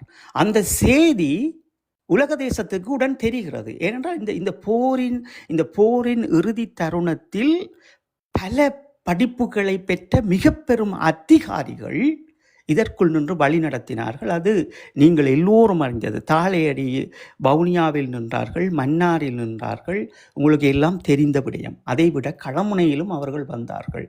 களமுனையிலும் நகர்வுகள் மிகவும் துல்லியமான நுட்பங்களோடு காணொளிகளை தெளிவாக எடுத்துத்தான் பல தாக்குதல்களையும் பல எங்களுடைய முக்கியமான பாயிண்ட்டுகளும் முக்கியமான அஞ்சிஞ்சி கொண்டு திரிஞ்சவா எங்களுடைய டிராக்டர்களுக்கும் அடித்து சிதைத்தார்கள். சரி, அதை விடுங்கள். அப்போ இந்த இறுதி தருணத்தை தேசிய தலைவர் அவர்கள் சொன்ன செய்தி உங்களை வந்து எட்டிவிடக்கூடாதுன்றதற்காக 2 நடவடிக்கை அவர்கள் அங்கே செய்தவர்கள். அது உங்களை உளவியல் ரீதியாக அவர் சொன்ன விடயத்தை எடுத்து நீங்கள் மீண்டும் ஒரு போராட்டத்தை உருவாக்கிவிடக்கூடாது என்பதையும், அவர் சொன்ன செய்தி, தேசிய தலைவர் அவர்கள் உங்களுக்கு சொன்ன செய்தியை நீங்கள் சரியாக இறுக்கி பற்றி கொள்ளவில்லை. அதற்கிடையில் என்ன செய்தி சொல்லப்பட்டது என்பதை அந்த அதிகாரிகள் புரிந்து கொண்டார்கள். அது உலக அதிகாரிகளாக கூட இருக்கலாம். இந்தியா மிக தச்சிதமாக அந்த நடவடிக்கையை மேற்கொண்டது. அவர்கள்தான் மிக அதிகமானோர் வந்து நின்றார்கள். இந்திய இராணுவம் பெருமாக அதிகாரிகள், இந்த நேவியில் இருந்தவர்கள் பலர் வந்து நின்றிருந்தார்கள். அதைவிட இந்த இந்த வீடியோக்கள், அதாவது இந்த துல்லியமான கேமரா, இந்த வண்டு வந்து போகின்ற போது அந்த அந்த அந்த வீடியோவை துல்லியமாக எடுத்துக்கொள்வதற்கும் இந்த தொடர்வகங்கள், நாங்கள் ஒரு களமுனையில் நின்று இந்த இறுதி தருணம் போராடும் போது அவர்களினுடைய டாங்கில் இருந்தே எங்களுடைய அந்த போக்கி டோக்கிகள் சத்தங்கள் இடையும். அந்த அவர்கள் வருகிறார்கள் என்றால் எங்களுக்கு அது ஏற்கனவே தெரியும். ஆனால் எங்களோடு பேச முடியாமல் இருக்கும். களமுனையில் சண்டை நடந்து கொண்டிருக்கும், அது பேச முடியாமல் இருக்கும். அந்த அந்த அலவரிசை கூட அந்த டாங்கியில் பொருத்தி இந்தியாவினுடைய தொழில்நுட்பம் ஊடாகத்தான் அதையும் செய்து முடித்தார்கள். அப்போ அந்த இறுதியில் உங்களுக்கு சொன்ன வார்த்தை, அண்ணா சொன்ன விடயம், அது உங்களை எப்படி வந்து அடைய வேண்டும் என்று சொல்ல வந்த விதமும் சொன்ன விதமும் அது மாறுபட்டதாங்க. அப்போ அதனால் உங்களுக்கு எதுவுமே தரமாட்டார்கள். இதற்கு ஒரு சர்டிஃபிகேட்டோ அல்லது எதுவும் தரமாட்டார். ஏன் தருவார்கள்னா, நீங்கள் ரெண்டு விடயத்தை புரிஞ்சுக்கொள்ளுங்க. உங்களுக்கு 16 ஆண்டுகள் கழிஞ்சிட்டு டோசமும் இல்லை, மானமும் இல்லை. இங்கே ஒருவருக்கும் ஏற்றுக்கொள்ளுங்கள், நீங்கள் டோசமும் இல்லை, மானமும் இல்லை. ஏன்ற இந்த இரண்டு விடயம், தேசிய தலைவர் அவர்கள் இருக்கிறார்கள் என்று சொல்லிக்கொண்டு காலத்தை வீணடித்தவர்களும், இங்கே தேசிய தலைவர் அவர்கள் இறந்து விட்டார் என்று சொல்லிக்கொண்டு 16 ஆண்டுகள் கழித்து வணக்கம் செலுத்துபவர்களும் மிக பெரும் அயோக்கியர்கள். ஒன்று, அந்த செய்தி புரிந்தவர்கள் உடன் மக்களுக்கு தெரியப்படுத்தி அன்றை செய்திருக்க வேண்டும். இரண்டாவது, தேசிய தலைவர் அவர்கள் வருவார் என்று நினைத்தவர்கள் ஒரு அழகான தேசத்தை படைப்பதற்காக, தன் தலைவன் வந்து காற்றுக்கொள்வான் என்பதற்காக அந்த தேசத்தை கட்டியெழுப்பியிருக்க வேண்டும். ஊடகங்களில் இருந்து எங்களினுடைய மாண்புகளை சிதைப்பிறபடியும் எங்களுடைய தமிழை கொச்சைப்படுத்துவதன் அடிப்படையிலுமே எங்களுடைய சமூகம் இந்த இரண்டு விடயங்களையும் உளவியல் ரீதியாக ஒரு போர் நடந்த இடத்திலிருந்து துடைத்தெறிய வேண்டும் என்பது உலக தேசத்தினுடைய அஜெண்டாவை இன்று வரை எல்லோரும் செய்து கொண்டிருக்கின்றோம் ஈழத்தமிழர்கள். அப்ப இன்று வந்து நாங்கள் போராளிகளிடம் கேட்க முடியாது, நீ பக்கத்தில் நின்றியோ என்றால் களமுனையில் பக்கத்தில் யாரு நிற்பதல்ல, ஒவ்வொரு போராளியும் பக்கத்தில். அதெல்லாம் நீங்கள் களமுனையில் பார்ப்பது அது அல்ல. களமுனை என்பது அது ஒரு வேறொரு யுகம். நீங்கள் அற்றிகள் நின்று யாரும் நாங்கள் போராடுவதில்லை. எங்களுக்கு என்ற ஒரு ரேஞ்ச் இருக்குது, ஒரு மீட்டர் இருக்குது. அது தேசிய தலைவரில் இருந்து நின்ற போராளிகளும் அப்படித்தான். அப்போ களமுனையை அமைத்து நின்றவர்களும் அப்படித்தான். ஒரு வீடு இருக்குது என்றால் நாங்கள் கண்டிப்பாக ஒரு 4 சிவர் தேவை, எங்களுக்கு வளைத்து வேலி தேவை, 4 வேலி. இதற்கு அணியை சார்ந்தவர்கள் நிற்பார்கள், தேசிய தலைவருடைய மெய்ப்பாதவர்கள் அதற்கு பிறகு நிற்பார்கள்.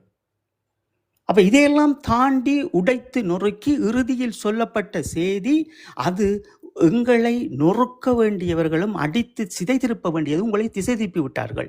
எது சொன்னாலும் நீங்கள் நம்ப போறவர்கள். நீங்கள் ஜோக்கியவான்களாக இருந்திருந்தால், தேசிய தலைவர் அவர்கள் உயிரோடு இருக்கிறார் என்று சொல்லும் நீங்கள் ஜோக்கியர்களாக இருந்திருந்தால், ஒரு அணியை திடம்பட உருவாக்கி கொண்டு அந்த மாமனிதர் வருகின்ற போது கையில் கொடுப்பதற்கு அந்த நிர்வாகத்தை கட்டியமைத்திருப்பீர்கள். நீங்கள் என்ன செய்தீர்கள்? விடுதலை புலிகள் இறுதியாக போர் நடக்கிறது, மக்களே பணந்தாருங்கள் என்று வேண்டி அந்த மக்களும் லோனுகளை எடுத்து கொடுத்த பிறகு விடுதலை புலிகள் சொல்லிவிட்டார்கள், பணத்தை திருப்பி கொடுங்கள். நீங்கள் யார் கொடுத்தீர்கள்? நீங்கள் நினைக்கிறீர்கள் கண்ணகி சாபம் போட்டால் தான் பலிக்கும் என்று. அது ஆத்மா சாபம் போட்டாலும் பலிக்கும். இன்றைக்கு எத்தனை குடும்பம் பிரிஞ்சிருக்கிறது என்பதை நாங்கள் கண்கூடாக வந்து பார்த்துட்டோம். அப்ப ஒரு நிர்வாகத்தை கட்டியெழுப்ப தெரியாதவர்கள் அந்த விடுதலை புலிகளின் மரணங்களில் இன்று தங்களை ஒரு பெரிய மனிதர்களாக காட்டிக்கொண்டு கடைகளும் ஆரம்பரம் மகிழுந்திலும் வீடுகளும் வாசல்களும் வேண்டி இருப்பவர்களும் உங்களுக்கு பல கதைகள் சொல்லுவார்கள். அப்ப ஏற்கனவே ஒரு 20% அஜெண்டாவில் தமிழர்களை அழித்து கொண்டிருக்கிற ஒட்டுண்ணிகளும், இங்கே மாற்றியக்கத்தில் இருந்த ஒட்டுண்ணிகளும் பாவம் இந்த நிஜமான தேசியத்தை நோக்கி, இந்த மடிந்த மாவீரர்களின் எண்ணங்களை சுமந்து, எங்களினுடைய தலைமகன் அவர்களினுடைய எண்ணங்களை சுமந்து நிற்பவர்கள் அடித்து நொறுக்கப்படுவார்கள். அப்போ அதுதான் சொல்கிறோம் நாங்கள். 20% நீங்கள் இருந்தாலும் அது ஒரு வரலாற்றை கட்டி எழுப்பிவிட்டு தலைவருக்கு என்னெல்லாம் பிடிக்குமோ உங்களால் உங்கள் சக்திக்கு முடிந்த அளவோ அவர் வரைக்கும் போய் நிற்போம். அதற்கு பிறகு அதை ஒரு எழுச்சிகரமாக எங்களுடைய வடக்கு கிழக்கு என்கின்ற போது அது ஒரு மிக பெரும் எழுச்சியாக நாங்கள் அடுத்த தலைமுறையின் ஆயுதத்தை பிரயோகிக்க வேண்டும் என்பதை சொல்லி வளர்க்க வேண்டும்.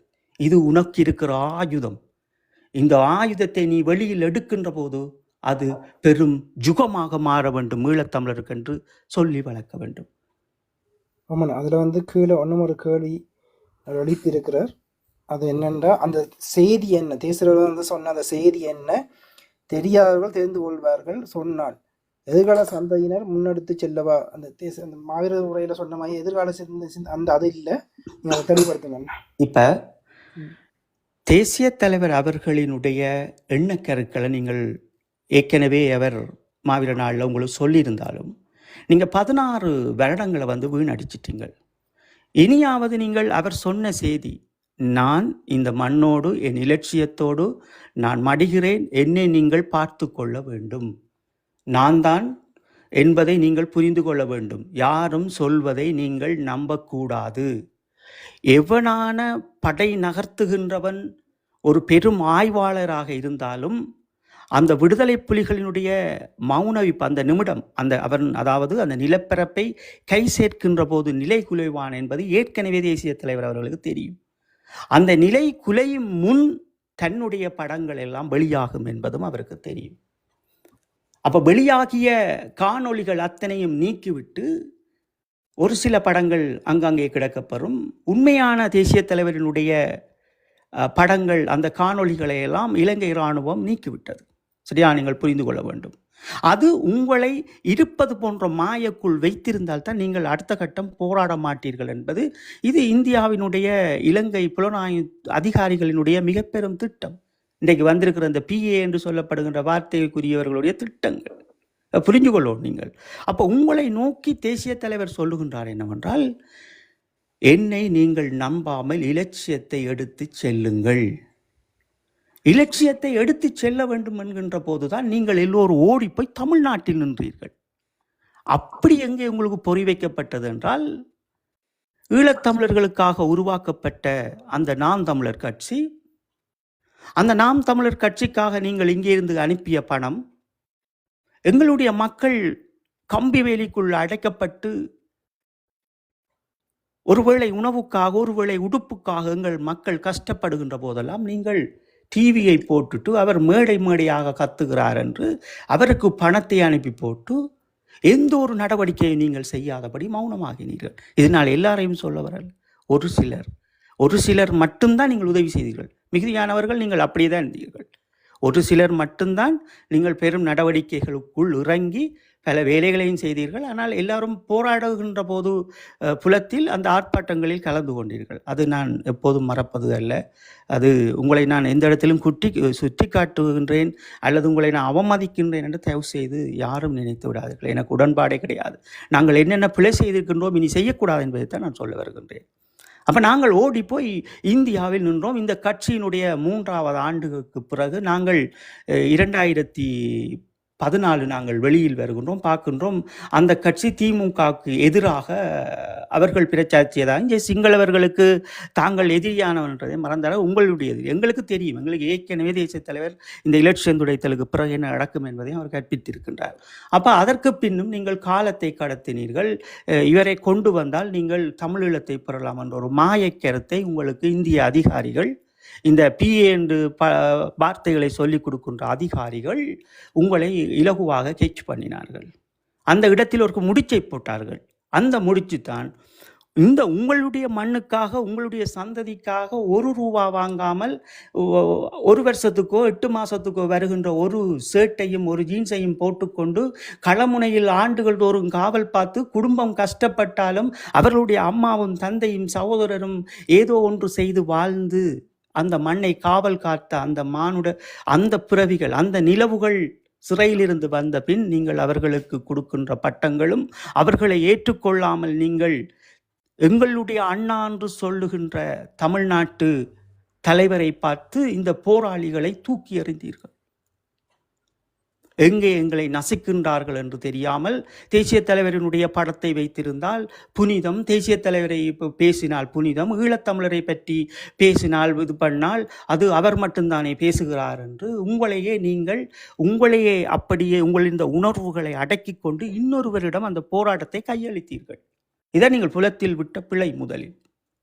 அப்போ நான் இதை சிறையிலிருந்து வந்தே உடனே உங்களுக்கு தெரியப்படுத்தி வான நீளம் என்ற ஒரு இணையதளத்தை உருவாக்கி கொண்டு அது அங்கே இருந்து கொண்டு என்ன நடந்தாலும் பிரச்சனை இல்லை என்று தொடர்ச்சியாகுதுமான கடைசியில் கொண்டு வந்து பொட்டமானியுடைய பிரச்சனையில் வந்து அப்படியே அடித்து அதையும் இல்லாமல் ஆக்கினார்கள்.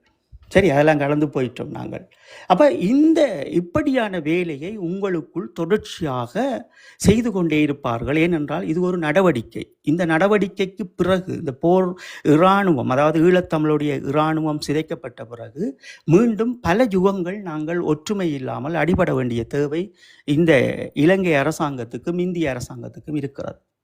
அப்போ அதுதான் இன்று உங்களுக்கு தெரியும். இடையில் இப்போ போன வருடம் எலெக்ஷனுக்காக ஒரு வயதான கிழவரை கொண்டு வந்து கிழவனுக்கும் பிரபாகரனுக்கும் சண்டையா யார் இதில் வெல்வதென்று தேசிய தலைவரை கொண்டு வந்து அங்கே அவமானப்படுத்தினார்கள். திருப்பியும் இப்பவும் என்ன செய்கிறார்கள் என்றால் தேசிய தலைவரின் படத்தை வைத்துக்கொண்டு ஒரு நடிகர் அத்தனை கோடியும் சம்பாதித்து விட்டு எனக்கு வேண்டாம், என்னுடைய மக்களுக்கு நான் சேவை செய்கின்ற போது அவருக்கு எதிரியாக இப்போ தேசிய தலைவரை காட்டிக்கொண்டு தமிழ்நாட்டில் இருக்கின்றார்கள். அப்போ இதற்கெல்லாம் காரணம் இந்த பெருஞ்சாலிகள். நான் இந்த பெருஞ்சாலிகள்கிட்ட கேட்பது அதுதான். நீ உண்மையான போராளிகளாக நீங்கள் இருந்திருந்தால், உண்மையான தேசிய தலைவரை நேசிப்பவர்களாக இருந்திருந்தால் நீங்கள் ஒரு வரலாற்றை உருவாக்கி இருப்பீர்கள். இப்படி எல்லா இடமும் தேசிய தலைவரை அவர்களை அவமதித்து இந்தியாவில் இருக்கின்ற அத்தனை கோடி மக்களிடமும் நீங்கள் அவமதித்தது தான் வேலை.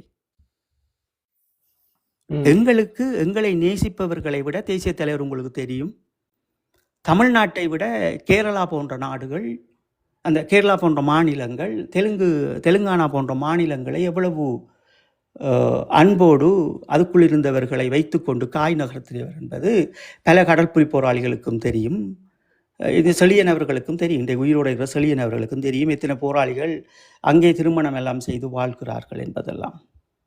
அப்போ இந்த வரலாற்றை கற்றுக்கொண்ட நீங்கள் எங்களுடைய மக்களை வழிநடத்தாமல் மீண்டும் மீண்டும் ஓடிப்போய் எங்கே ஓரிடத்தில் நின்று கொண்டு எங்கே அவனட்டே துளைத்து கொண்டு அவனட்டே தேடுவோம். இதற்கு எங்களை அழிப்பதற்கே முக்கியமான காரணம் இந்தியா தான்.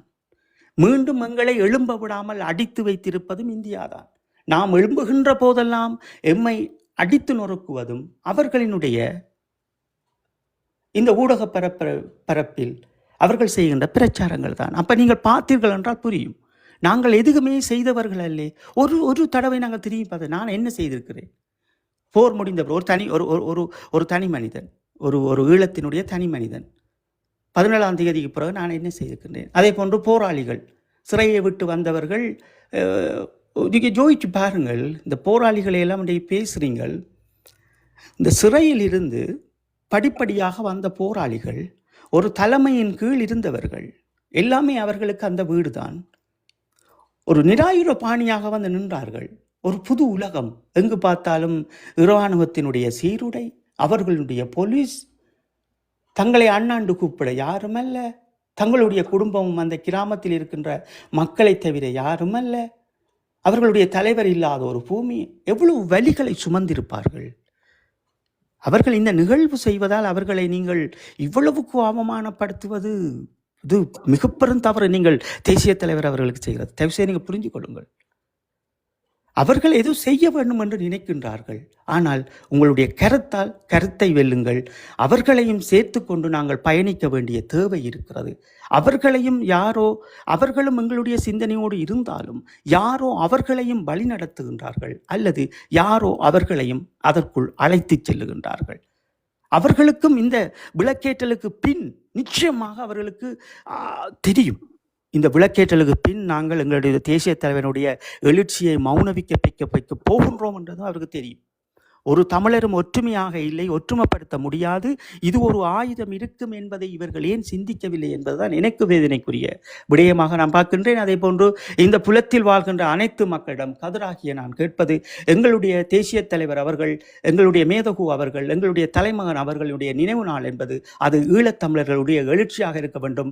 நாம் தேசிய தலைவர் அவர்களுக்கு பிடித்தபடி ஏதோ ஒரு விடயத்தை நாம் செய்து சாதித்த பின்னே அந்த மனிதனினுடைய மிக பெரும் எழுச்சியை நாம் அடுத்த தலைமுறையின் ஆயுதமாக பயன்படுத்த அடுத்த தலைமுறையை நாம் தயாராக்க வேண்டுவோம் என்ற நம்பிக்கையோடும் அந்த சத்தியத்தோடும் மாவீரர்களின் ஆஸ்வாதங்களோடும் இன்று கேட்டிருந்த அனைவருக்கும் நாங்கள் நன்றியை சொல்லிக்கொண்டு இன்று நான் விடைபெறுகின்றேன். தம்பி தரனிடம் பரமளிக்கின்றேன். அதில் வந்து அவர் வந்து ஒரு கேள்வி தான் இருக்கிறார், அதையும் உள்வாங்க போறீங்களான்னா அந்த கேள்வியையும், எதிரியா இருந்தாலும் போர் விதிமுறை என்று ஒன்று உள்ளதல்லவா, உடலை கவலைப்படுத்தியது தொடர்பில் யாரும் பேசுவதில்லை ஏன்?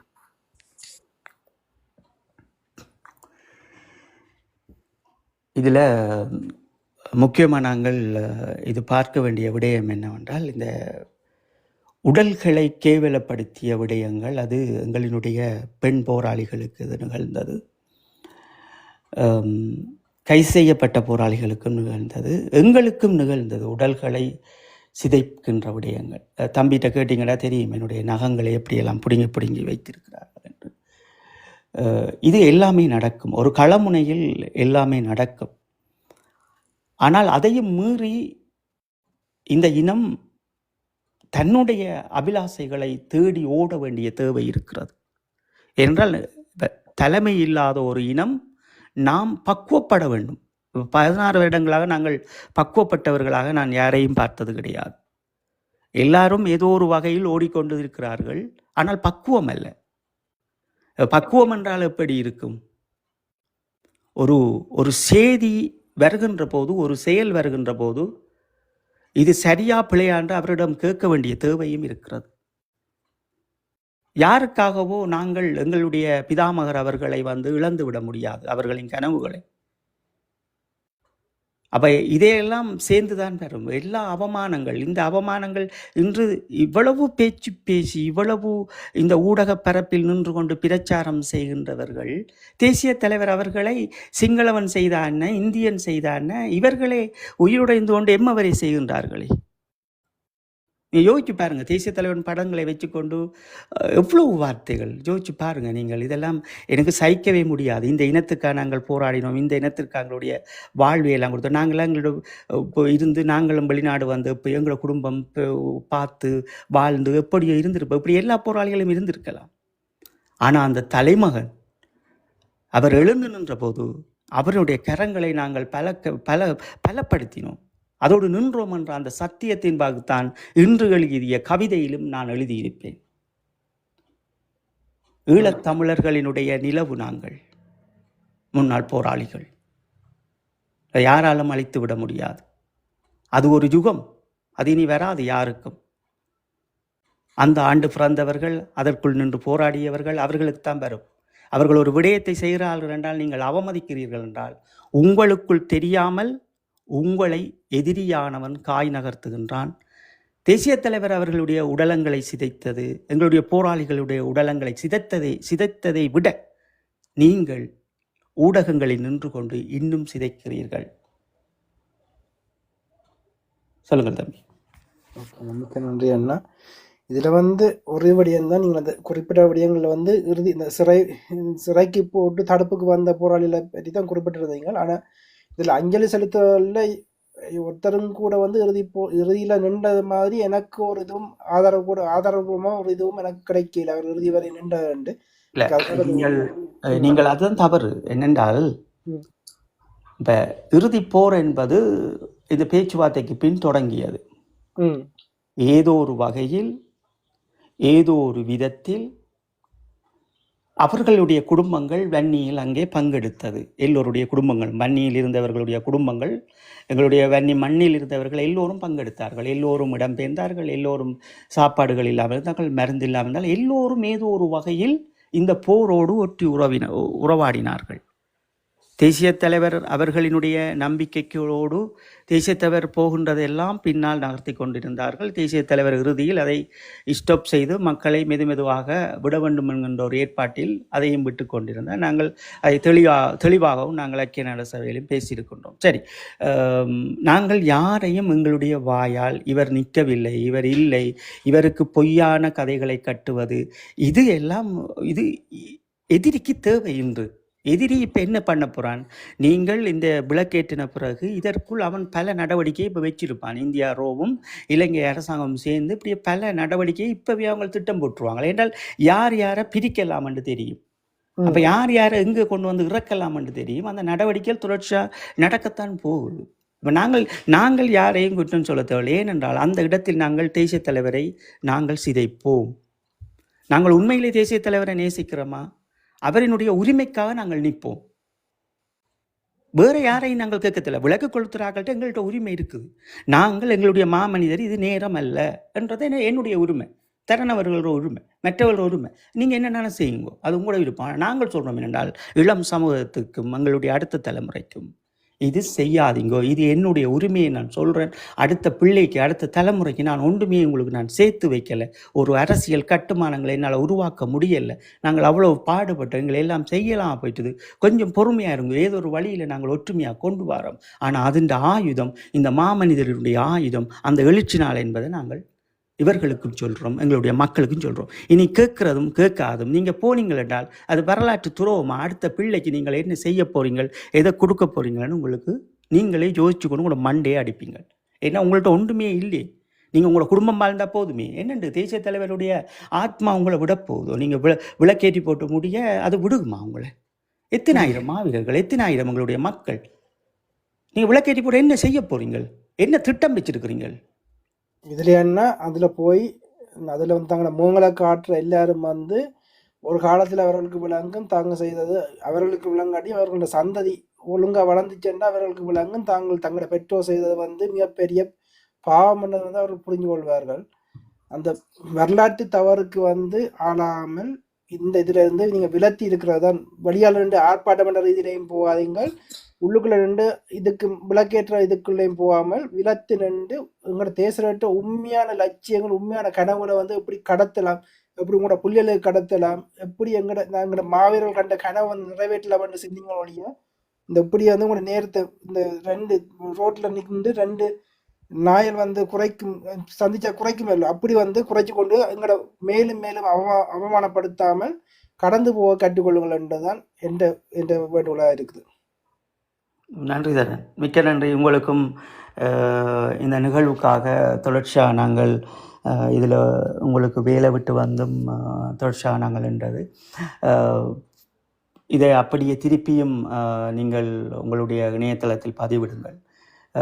நாளைக்கு தங்களுடைய அடுத்த சந்ததியை காப்பாற்றுறது அல்லது நீ நான் என்ற எண்ணங்களோடைய இவங்க விளக்கேற்றி இதெல்லாம் ஒன்று இப்போ இவர்களால் எதுவுமே சாதிக்க முடியாது. இந்த நூற்றாண்டு இந்த 25 வந்து எதுவுமே இவங்களால் செய்ய முடியாது, எங்களையும் கட்டெடுக்க முடியாது. இதுக்கு முதல் நாங்கள் அந்த வேலை திட்டங்கள் எல்லாம் தோல்வியில் இந்த மக்கள் எங்களுக்கு தந்துட்டினோம். இப்போ இருக்கிறது இந்த இளையோர கையில் இந்த போராட்டத்திற்குரிய அம்பு வந்து அவர்களிடம் இருக்கிறது. அவர்கள் எப்படி இந்த அண்ணா இந்த நிர்வாகங்கள் எப்படி கட்டமைக்கிறது, எப்படி நாங்கள் வடக்கு கிழக்கில் ஒரு அரசியலை உருவாக்குகின்ற விதிமுறைகளை வந்து கற்றுக்கொண்டு இந்த பழையவர் என்கின்ற இந்த பெருஞ்சாலிகளோடு சேர்ந்து இந்த வேலை திட்டங்களை செய்துட்டு எங்களுடைய மாமனிதரை கொண்டு வந்து நிறுத்தட்டும் வடக்கு கிழக்கில். அதுக்கு அந்த விடிய அவர்களுக்காகவே இந்த கதிராகிய நான் ஊடகத்தில் நேரடியாகவும் நிற்கிறோம்.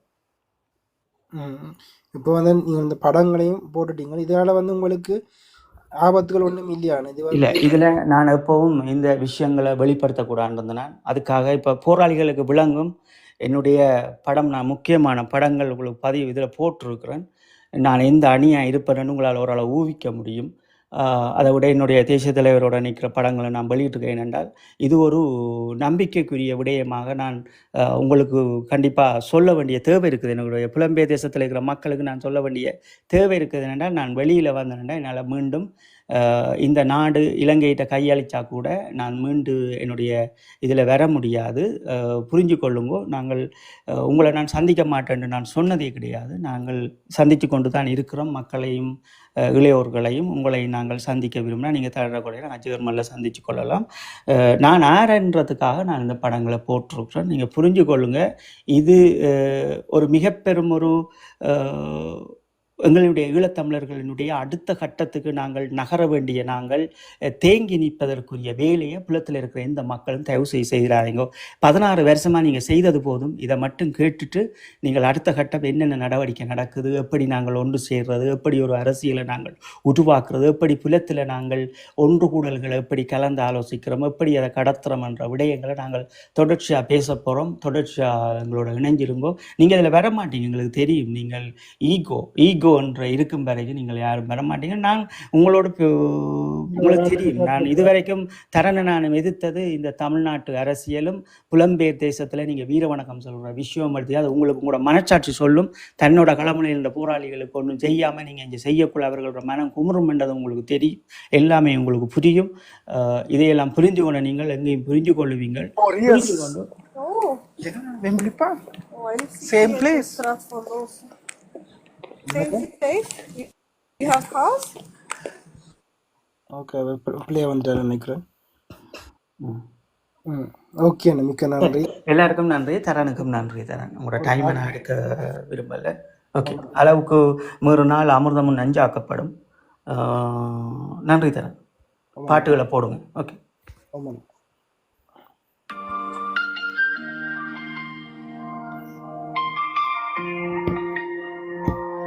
வரமாய் வந்ததே எங்கள் தலைவர், வரலாறு தந்தவர் ஈழத்தமிழர். மறந்ததே வரலாறு 16 ஆண்டுகள் மாற்றிட முயன்று வானி ஈழத்தமிழன். வேடிக்கை காட்டும் வலையொளி பேச்சு ஈஸ்வரா, உம்மையும் விடாத சமூகமாய் போச்சு. சிவா, அகிலம் தனில் உமக்கு ஏது மானுட பிறவி, இரவணன் வரலாறு எங்கே போச்சு. சிவா சிவா, உன் பக்கம் திருமலை காவியம் கரைந்தே போச்சு. கண்டிருந்து பார்த்திடு சிவா சிவா, திருடர் கூட்டம் நிறைந்தே போச்சு. வரமாய் வந்ததே எங்கள் தலைவர், வரலாறு தந்தவர் ஈழத்தமிழர். மறந்ததே வரலாறு 16 ஆண்டுகள் மாற்றிட முயன்று வானியே ஈழத்தமிழன். நன்றி ஈகிளான் கேள்வியாக கட்டமைப்பு.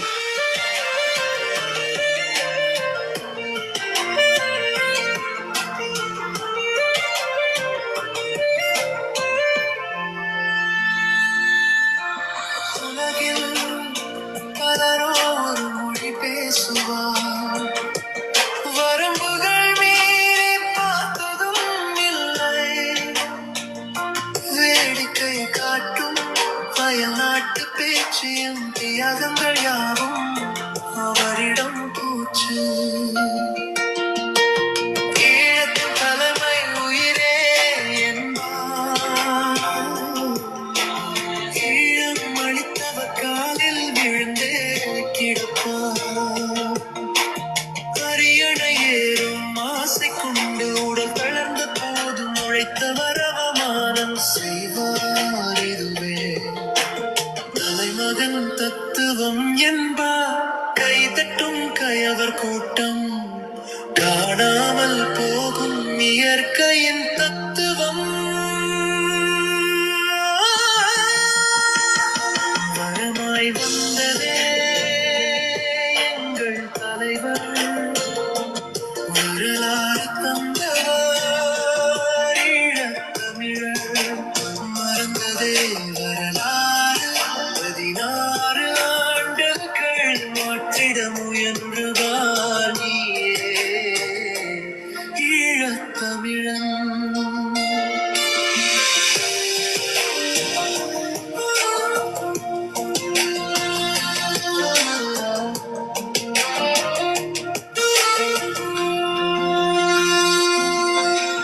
பூனையின் உடல்தனில் சில கோடுகள், நான் புலியே என்கிறதே பூனைகள். தேசியம் பேசும் குள்ள நரி கூட்டம், எதிரியின் அறுவடை விற்பனை கூட்டம். திறனும் இல்லை, தியாகம் இல்லை, பெருமை தேடும் இவர்கள் கூட்டம், நிலவினை பார்த்து குலைத்திடும் கூட்டம். ஈழத்தின் நிலவுகள் களமுறையில் காவலா, அவர்கள்தான் முன்னாள் போராளிகள். பூனையின் உடல் தனில் சில கோடுகள், தான் புலியே என்கிறதே பூனைகள். மறந்தது வரலாறு 16 ஆண்டுகள், மாற்றிட முயன்று வாழே ஈழத்தமிழன். வேடிக்கை காட்டும் வலையொளி பேச்சு, ஈஸ்வரா, உண்மையும் விடாத சமூகமாய் போச்சு. சிவ சிவா, அகிலம் தனில் உமக்கு ஏது மானுட பிறவி, இராவணன் வரலாறு எங்கே போச்சு. சிவ சிவா, உம்பக்கன் திருமலை காவியம் கரைந்தே போச்சு. கண்திறந்து பார்த்திடு சிவ சிவா, திருடர் கூட்டம் நிறைந்தே போச்சு. மிக்க நன்றி இதுவரையும் கேட்டுக்கொண்டிருந்தவர்களுக்கு. நாளைய இதில் இவ்வளோ தூரம் எங்களோட பரப்புரை நாங்கள் உங்கள் மத்தியில் தெளிவாக செய்திருந்தோம்.